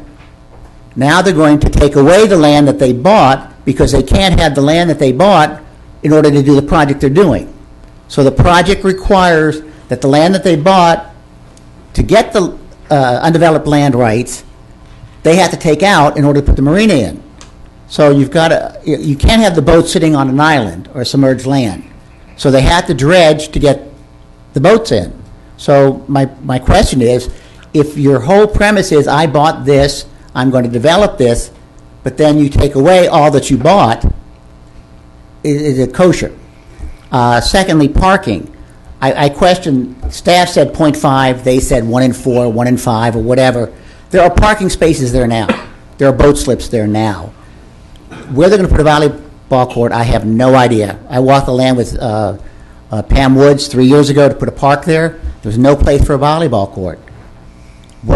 Unless you fill in the drainage. There's 2 drainage ponds, one right in the very center. There's difficulty where you're going to put all this recreational and get also the parking. If you have been there, there's not a whole lot of empty spaces. There's little paths, narrow spaces. There's no large spaces on that island. When you look at riparian rights, Overlook, if you take the land straight out from the northern boundary of Overlook, it hits 1/2 of one slip. That's it. 99.9% of the rest of the boats are in front of other people's properties. So it will affect their quality of life. If you've ever lived on a river or an ocean, to put somebody right in front of you ruins the whole reason why you're there. And this is extremely close to where these people live. Allotment. The city did this Manatee thing. I don't know if you all remember it. We're only allotted so many boat slips. This is going to take up 20% of all the remaining, or even more. I don't know how many we did for the other one. So maybe 25 or 30% of all the remaining boat slips that the city has to offer. To give it to one individual is a heck of a lot. They have no parking. They will disrupt the neighborhood. This is not the kind of thing that you want in the area. There are a lot of reasons why I can say that this is not kosher, but it's up to you. But I would rather you not do this. Thank you. All right. We did have one more that was 4, so I apologize. I'll ask her up now. Carol Nelson.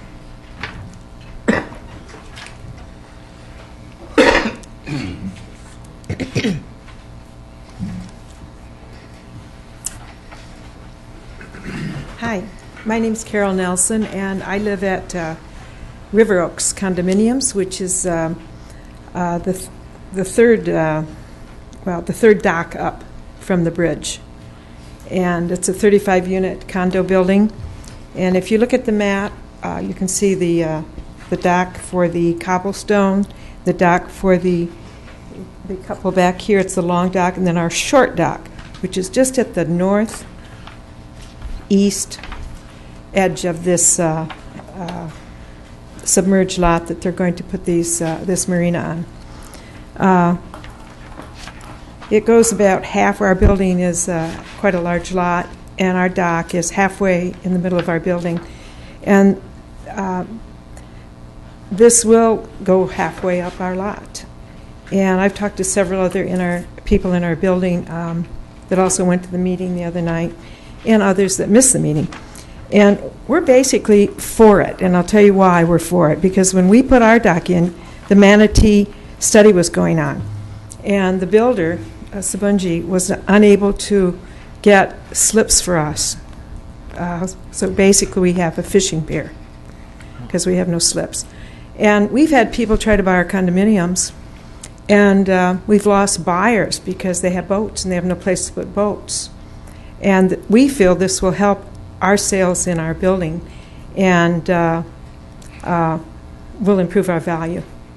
And I can't speak for the other 2 docks that are closer to the bridge, but it will help us with our fishing pier. And I just wanted to state that. And we think it'll be very pleasant to look at. Because whenever there are boats docked out here, they come over, I don't know, from Caribbean Jacks or wherever, and sit there. Sometimes we have 5, 6, 7 boats along there, and it's very lovely. I know it's quite a bit more at 236, but I think it'll be quite nice to look at. Thank you. Thank you.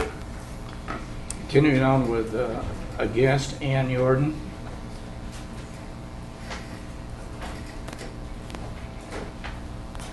I'm going to give you my fast speed.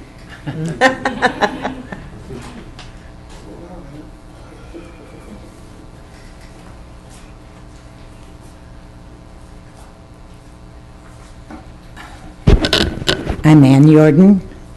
I have served on many boards for the city, and I think this is the first time I've addressed anybody from this side. And I thank you for listening to me. Pardon? Your address, please. Oh, 625 North Halifax Avenue, number 19. I happen to live at Cobblestone now for 40 years. And looking at which I appreciate that they had the aerial views, because you can certainly appreciate it differently than when you're trying to look in a little picture, which is what we had last Tuesday night. You know, I'm coming from a different perspective because I am definitely against this. And the other 99% of the owners at Cobblestone are vigorously opposed. The construction, if you can look at them and realize how close they are to, they obstruct the entire Cobblestone Village. And I appreciate what the lady said about how nice it is to look at a boat. I love looking at them when you've got 1 or 2 boats in the channel or just below it. It's lovely. It's also wonderful to see the fish jumping out, and you're just not going to have it. I can't begin to tell you, Mr. Morris said something about the parking, and what he didn't say, and when he was saying that Seabreeze on the west side of Seabreeze, the stores and those places are moving out, true. The reason they're moving is because there's no parking on Seabreeze. The owners, if there's a restaurant, if there's anything, their problem is getting people to, getting parking, and people can't stop. So I'm not naive enough to believe that if you're going to put in 236 boat slips, plus the activity they're talking about, that it isn't going to obstruct that, and that there's going to be parking. There isn't. This is a problem we've had on Seabreeze Boulevard. The traffic there is quite heavy. I've lived there 40 years, so I know. This is a total obstruction of everything that we've wanted. I don't know what happened with them, but we've had our pier out there, and our dock, and the people have loved it. And it's a thing that we absolutely enjoy. There's already plenty of traffic there. I have a question that I think I heard said, that if the other activities that are being built under the bridge, I would like to know who's going to pay for maintaining it. They're putting it up, but they are not going to pay for maintaining it. The city is, which means I'm going to have to pay for something that I don't even want. And I don't think that's right. If you could look at what this is and how this will, one of the questions that I asked was, you're completely blocking us out to get out, and the answer I got was, well, so you'll have to go around and get yourself out there to get to the channel. I really implore you to look at this very, very carefully, because there are those of us who have lived there for 40 years, and it is true, they are going to absolutely take away not only the pleasures that we have living there in these years, but it is going to be a mess. And you can't tell me that 136 slips with boats there, some that are allowed there for 2 nights, some for whatever, it's going to be a public thing, and not going to pollute that river. And we're finally getting it clean. And believe me, it's wonderful seeing the dolphins there. And I don't think they'd be there with the slips and everything. Thank you for listening. Thank you. Do you have any questions of me? Because, you know, that was a pretty big group that I had to stand up against.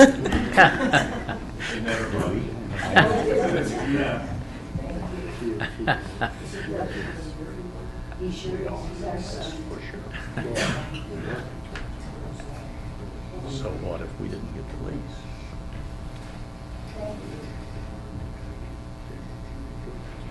Anybody else?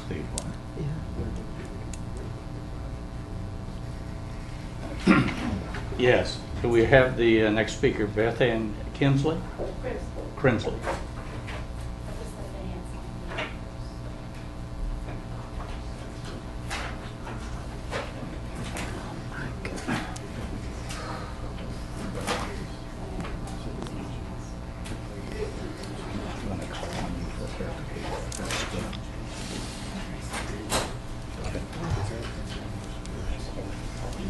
Okay.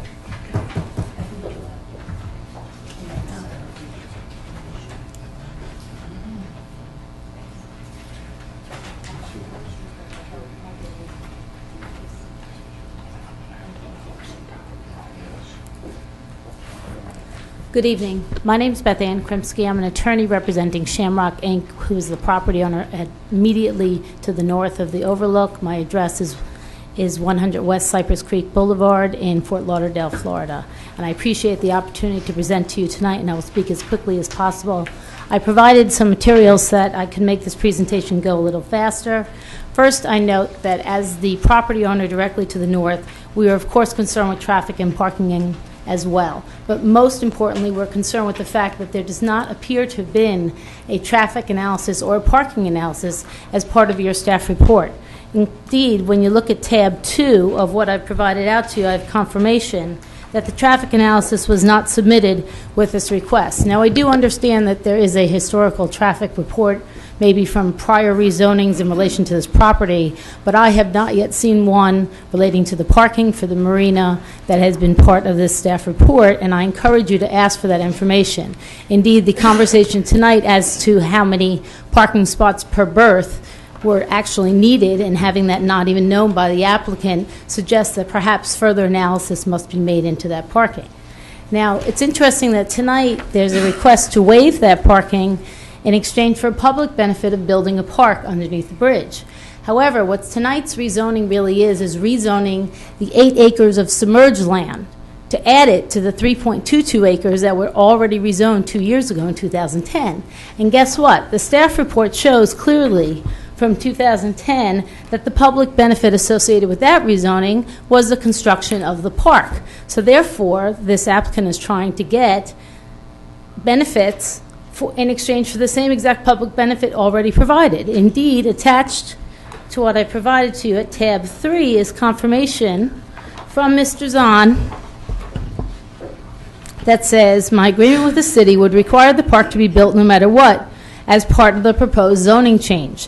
That zoning change was a zoning change of 3.22 acres back in 2010. So I again submit and ask that you examine exactly what public benefit is being provided in connection with the zoning application before the board tonight, and we request that you deny that.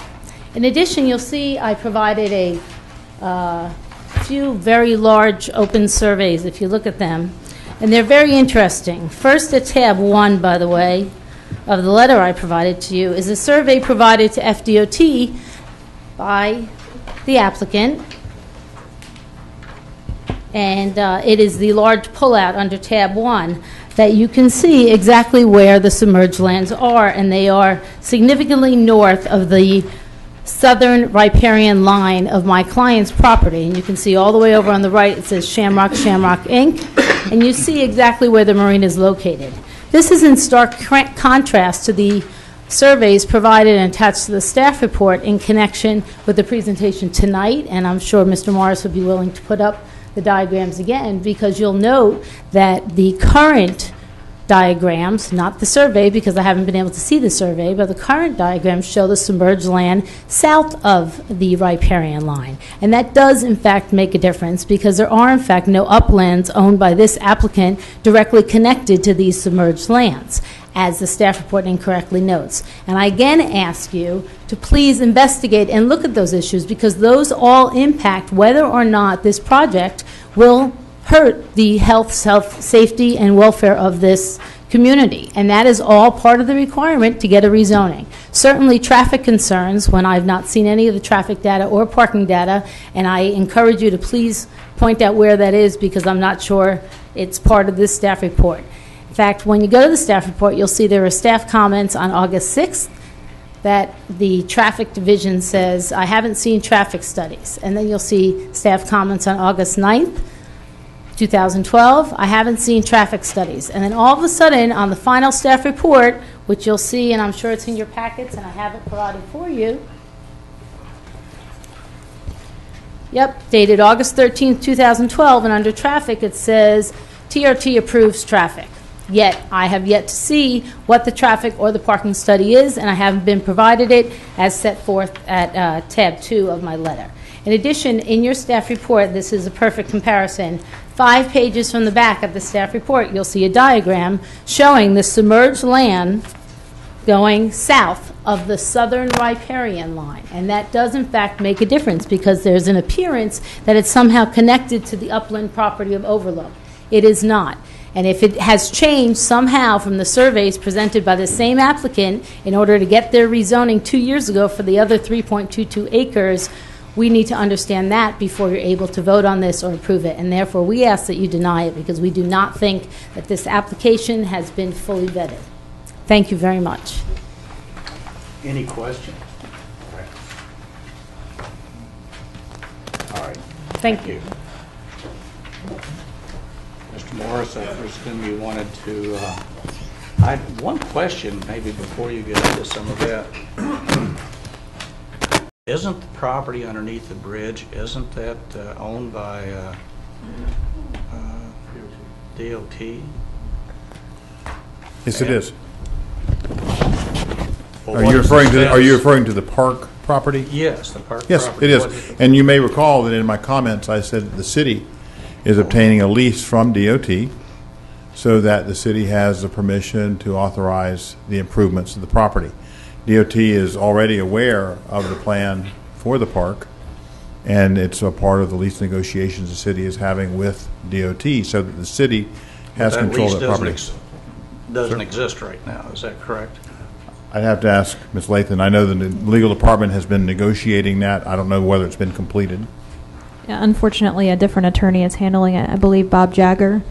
So I'm not aware of whether it's complete or not. How can we make a decision on this if that's, Well, let me address that because I can. it may not be part, but it No. does depend on a lot of things happening too with this. Well, from the standpoint of how you can approve it, from the perspective of the park is a part of the requirement for the marina. And I want to go back to a comment that was made in regard to the park somehow being offered and a part of what the prior approval was. That's not the case at all. Previously, we proposed a marina. The marina had considerable discussion about it, and the park was tied to the marina then. And that's the way it occurred, so that from the perspective of the obligation to make the improvements to the park, when the marina was withdrawn, so was the commitment to make the improvements to the park, or to create the park. So that is the way that part of it played out. It was at one time a proposal in the prior request. When the marina portion of the request was withdrawn, so was the commitment to construct the park. The present report that you have before you requires that the park improvements must all be completed before any of the marina can be constructed or used. So the city staff has linked those two together, and that relates over to the parking, public parking that I spoke to as we went through the discussion about that. What I'd like to do, Mr. Chairman, if I've addressed your question, but if I haven't, then I'll be glad to go further. I want to just drop back to Mr. Nicholson's comments and come up from there. Mr. Nicholson is completely wrong in discussing the property and the bridge and so on. Completely wrong. This property was property that DOT acquired from Volusia County in the, I recall, 1992. Subsequent to that, DOT declared it to be surplus property. It isn't under the bridge. It's actually north of the abutment of the bridge. And yes, it is in front of the overlook. It's in front of Shamrock's property. It's in front of the Cobblestone. And it also is in front of River Oaks. It's a fairly large piece of property. But it is a piece of land that was owned by the DOT. DOT declared it to be surplus, and my client purchased that property. So Mr. Nicholson's characterization was just completely and absolutely wrong. Nothing was subtracted and put back in, and the gymnastics that he went through, he's just wrong. The property was there. We previously presented it, and at that time my client was trying to purchase the property from DOT and could not.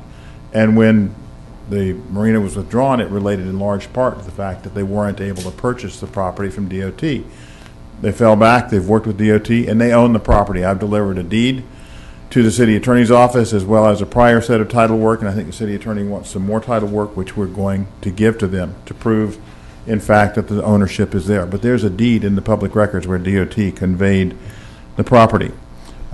From the standpoint of the ponds Mr. Nicholson mentioned, yes, those ponds are there. If you look at the plan for the park, you'll see there is a pond on the western end. The existing ponds will be filled so that the space for the facilities that are anticipated for the park will be able to be built. So in that respect, Mr. Nicholson was partly correct. Partly correct in that there are ponds there today. Unaware or incorrect in saying that that couldn't be done because the ponds will be filled and it's actually relocated, and you can see it in the illustration to the left-hand side, which is where the new pond will be that will provide the stormwater retention under the bridge. You've got to be aware that this property, even though it's submerged land, has riparian rights the same as any other property. A riparian right is basically the ability to access and cross the water to get to and from your property if in fact it's waterfront property. This property isn't subservient to the riparian rights of the property that sits on the river. It is also property that has a right of access to and from the waterway. And when you have a right to cross, that doesn't mean that your right supersedes the ownership of the land in front of you. It's simply a right to go to and from your dock. So when we were talking with Ms. Jordan in regard to access, you do have a way to go to and from the channel to the river. Coincidentally, there is no mooring of boats at Cobblestone. They don't have mooring facilities, they don't have boats. Perhaps people come to and from, they still can. To the best they can do it now, the same way they'll simply go around the marina facility, and it isn't as if it's some long trip in order to accomplish that. From the standpoint of park facility, because in fact it will be a city park facility. From the standpoint of Ms. Krimsky's comments, the traffic analysis, the traffic conditions now and the traffic conditions when the traffic study was previously submitted are the same. You've really not had any substantial change in market, traffic generation, nothing. I mean, we're all here, you know that things are the same, which is why you see the TRT comments that you do. From the perspective of the depiction that she has in her survey, which I don't disagree with, and the depiction that we have in the handout that we've given you, if you will look at the handout that Ms. Krimsky gave you, which is the survey, and this handout, which is in the PowerPoint that I provided to you, to me they look to be the same. We're not trying to show that this is south of Shamrock. It's absolutely in front of Shamrock. It's absolutely owned by my client, not by Shamrock. So from the perspective of the use, yes, it's in front of Shamrock's property, but it doesn't take away any of the rights that Shamrock has now or could have in the future from the development of their property. They could develop docks there if they built on the property. It all is dependent upon permitting whenever they come along, but their rights to go to and from the water, which they still have, because you'll see in the aerial that I've asked you to look at, the red lines give you dimensions. And from Cobblestone, the edge of the marina is 263 feet. From the corner of Cobblestone, which happens to be almost correspondent with the corner of the northern corner of Shamrock, the distance is 413 feet. So you got a distance of water that's between 400 feet wide and about 260 feet wide that you can take a boat to go around the marina and go to the channel. The measurements on the left-hand side are measurements out to the channel itself.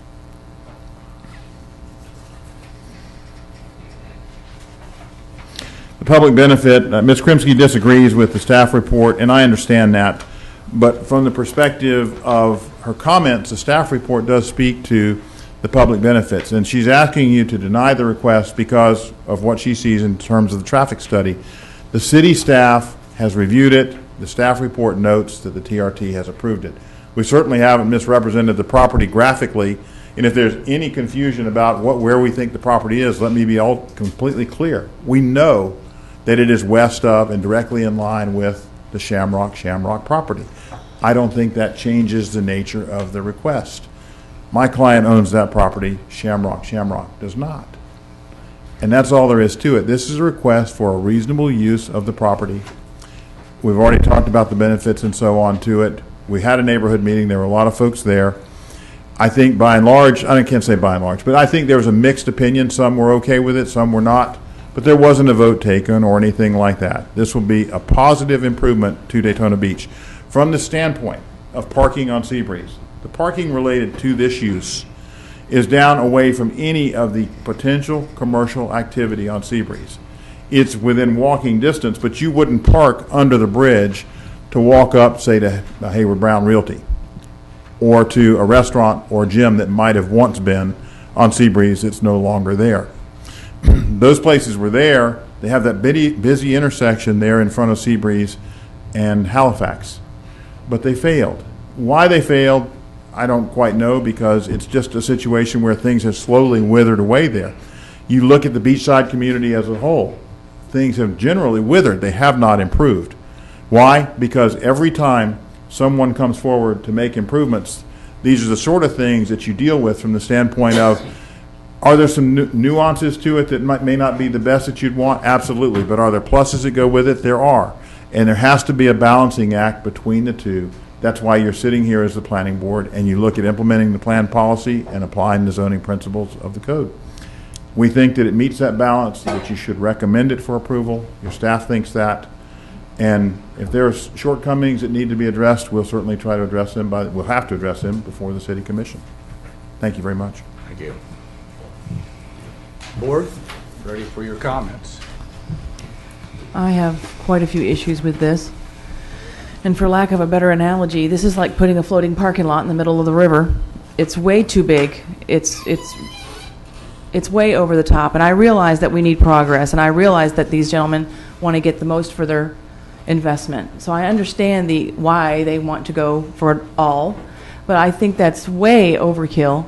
And I really have a problem with, I'm all for progress, but not at the expense of people that have been there for a long, long time, that have invested their lives into this community and their money and their businesses, and we are just going to put this floating parking lot right out there in front of them. And I know you're saying that they have a way around, and it's, there's an answer to everything, but it doesn't change the fact that you are totally impacting them in a way that will never be the same if you do this. So I am all for progress. I think we can come to some sort of agreement if you could just downsize this somewhat and have much less of an impact on these properties that are adjacent. I have issues with putting a parking lot in the river when we don't have it on land.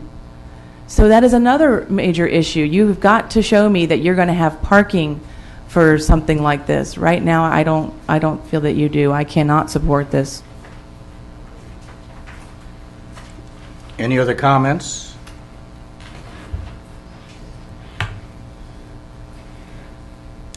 I'm concerned about the parking aspect of it too, but you're coming up short.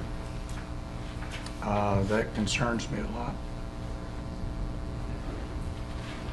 Why does that? If I I'm sorry, I thought you. If I understood you correctly, if for some reason the lease on the park didn't come about, then that would negate the project because they couldn't do anything with the marina. Correct. Okay.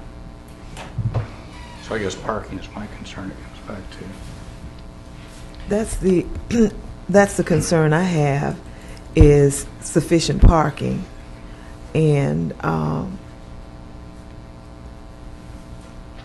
guess that's the major thing, the sufficient parking for this area. Yes, Bob.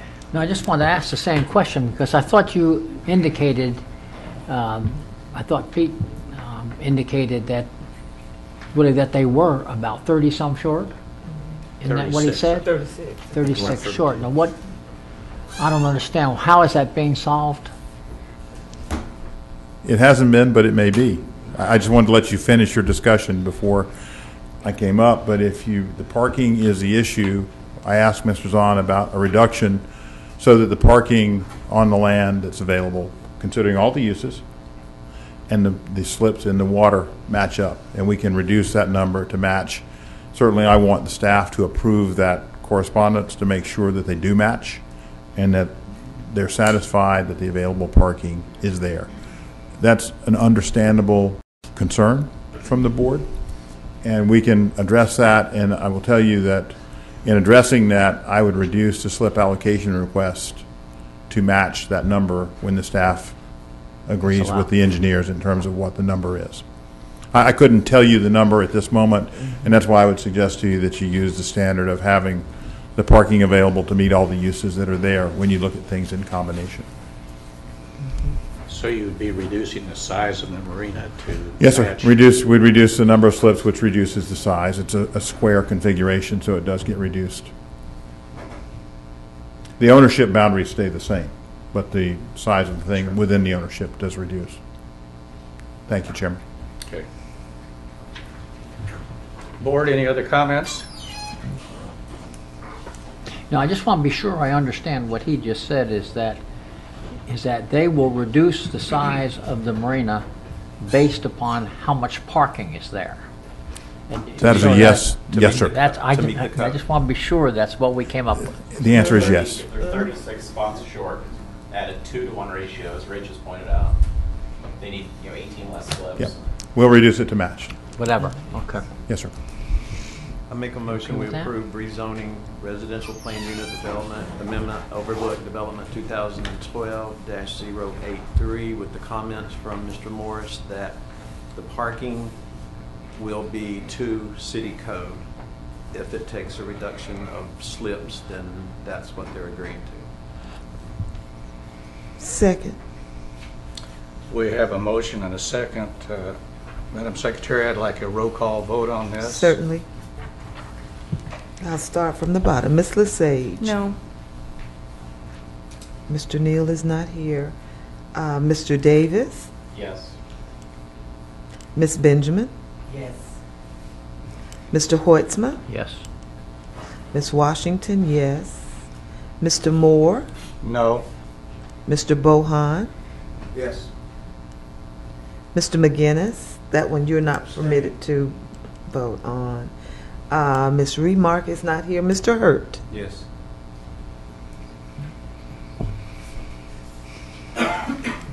We have 6 yeses and 2 noes. And 6 was needed to pass it. Mm-hmm. Yes, so it does pass. Board Chairman, thank you.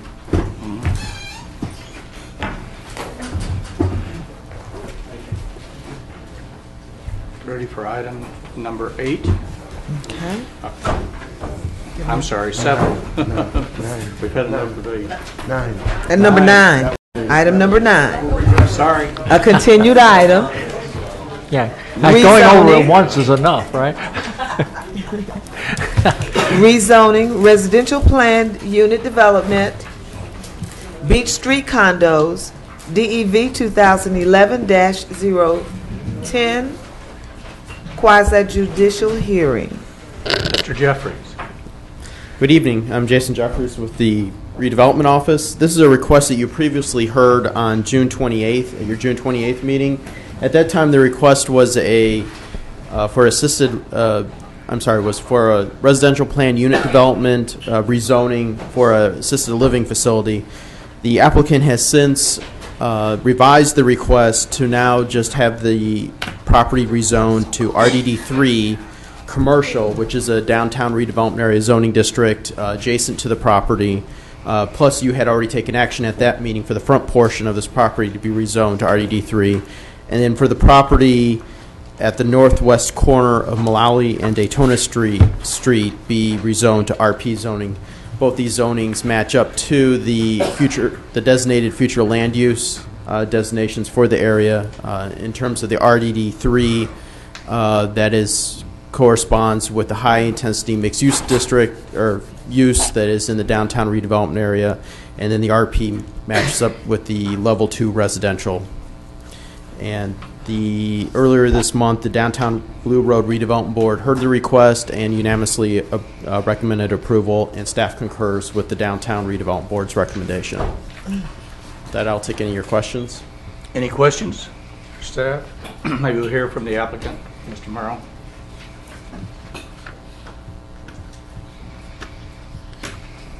Thanks, Mr. Chair. Rob Merrill, 150 Magnolia with Cobb Cole here for the applicant.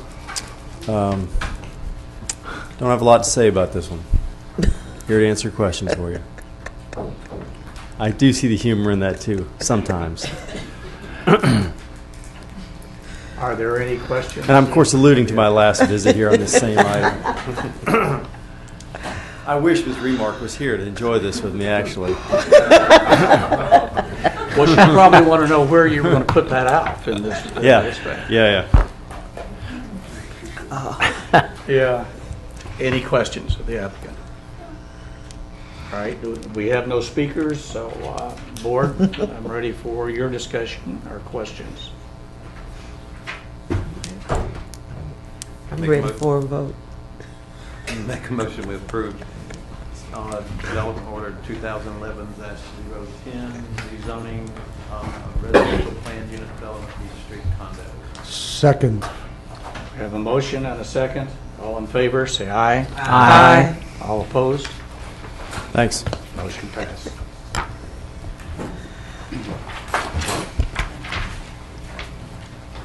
Ready for other business?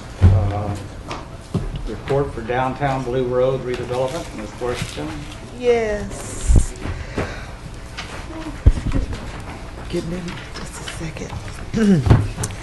Downtown Blue Road redevelopment met on August 7th at 12 noon here in the chambers. One of the items, the big item, was the item we just approved.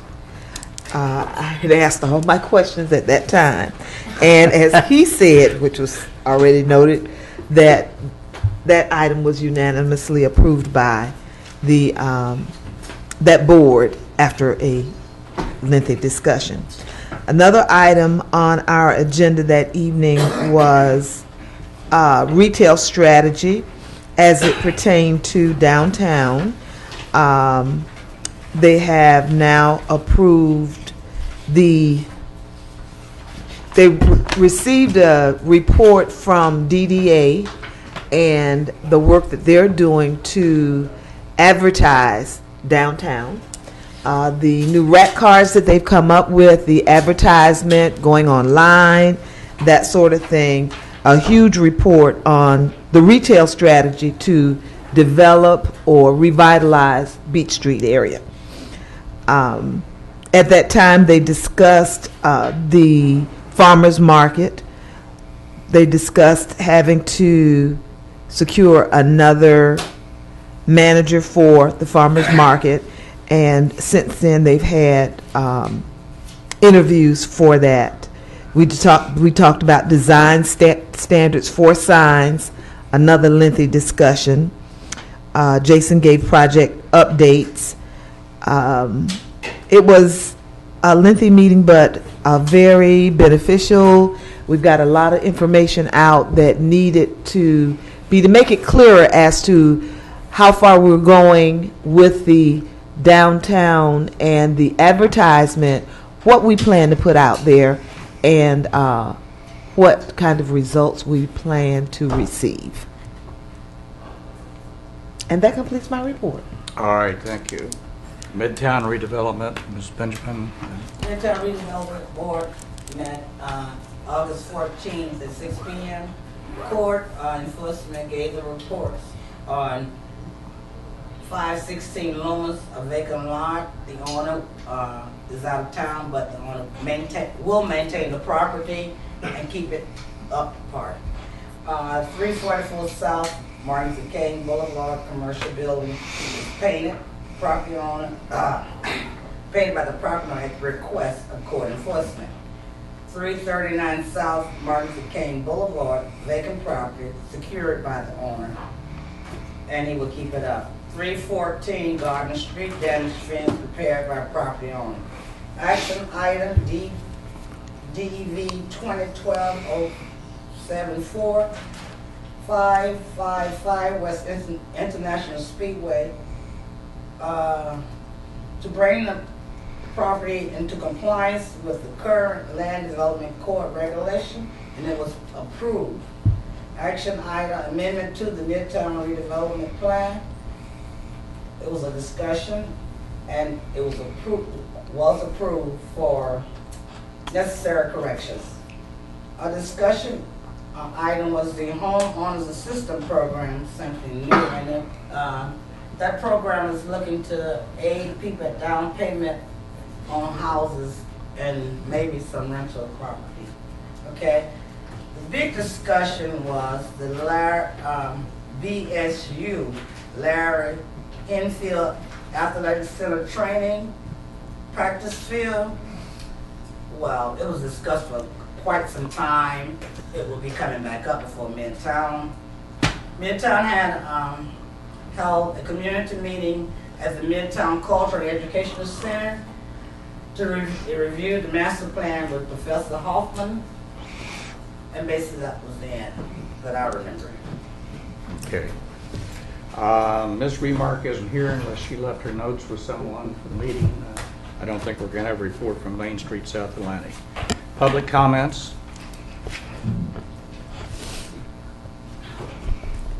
Mr. Public?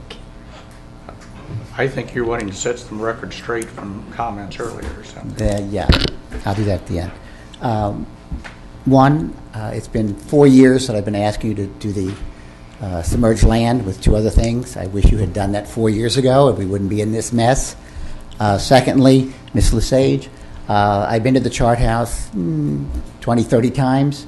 I have never, ever seen anybody in that office, ever. And I've been there at 7 in the morning, noon, and night, and it's never there. So the possibility of somebody being there is slim and none, especially if you consider it's going to be a little wooden shack, by 4x4, the chance is nil that someone's going to sit in a 4x4 shack. Secondly, in terms of his beneficial, the possibility of putting a restaurant out there was very good. I talked to the city about that is the finest view of the river anywhere up and down the coast. If we had put a restaurant out there, that would have drawn people down. This parking lot for boats will not draw people down Seabury, so there will be no benefit other than to the person who is doing this. Now get to the question that I was absolutely wrong. One, I never ever said under the bridge.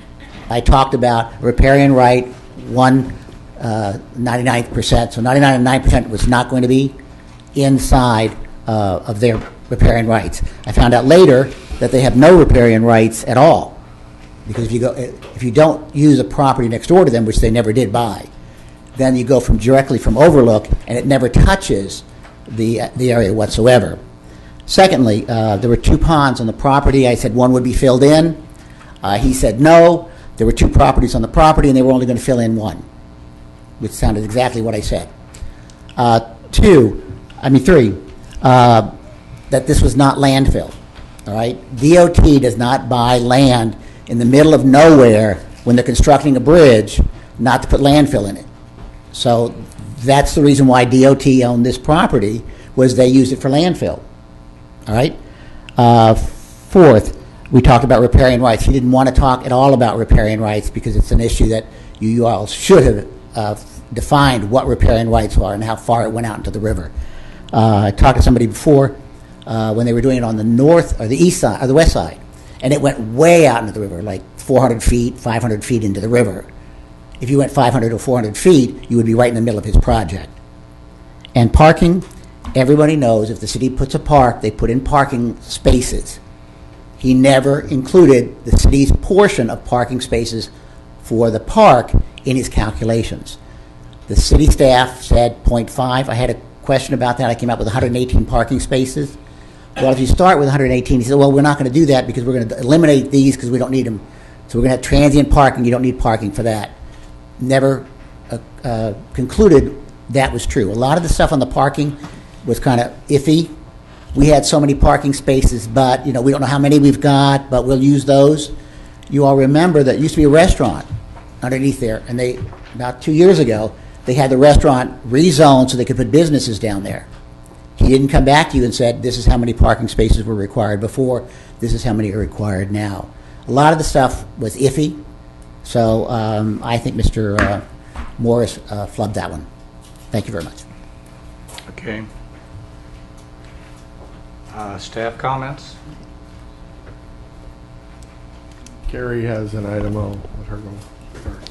Yeah, just with the new member, it's a good opportunity to remind everybody, if you receive any written communications in regard to any of these items, which may or may not have happened, that is an official city record, and we need you to turn it into Rose, because if you don't turn it in, we don't know you have it. And then down the road, when somebody's asking for these things, we could get in some trouble.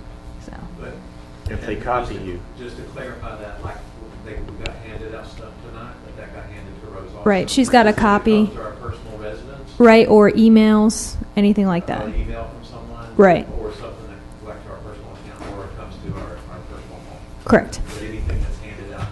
We'll have it She here. already has a copy. Yep. Okay, that's what Another example, the invitation that the developer sent to everybody within 500 feet, the invitation to the community meeting, would that also be included in this? Yeah, to be safe, go ahead and, if you still have yours, give it to Rose. But it would be a matter of public record anyway, though. The notices that would come to the city, right? Depending on This is a secondary it. notice. Yeah, that wasn't a required meeting. Was something outside that they did. That's what the vision plan is encouraging us to amend in our land development code. Okay, board member comments? Actually, I think just one. It's really good having Mr. Davis here tonight, particularly when we have two part-time members who are not here. No, I think it's really good to have you here. Really is, because we've talked Welcome about aboard. that before, how this has gone on a few months, and it's good to have it taken care of. Any other comments? Meeting is adjourned. Thank you.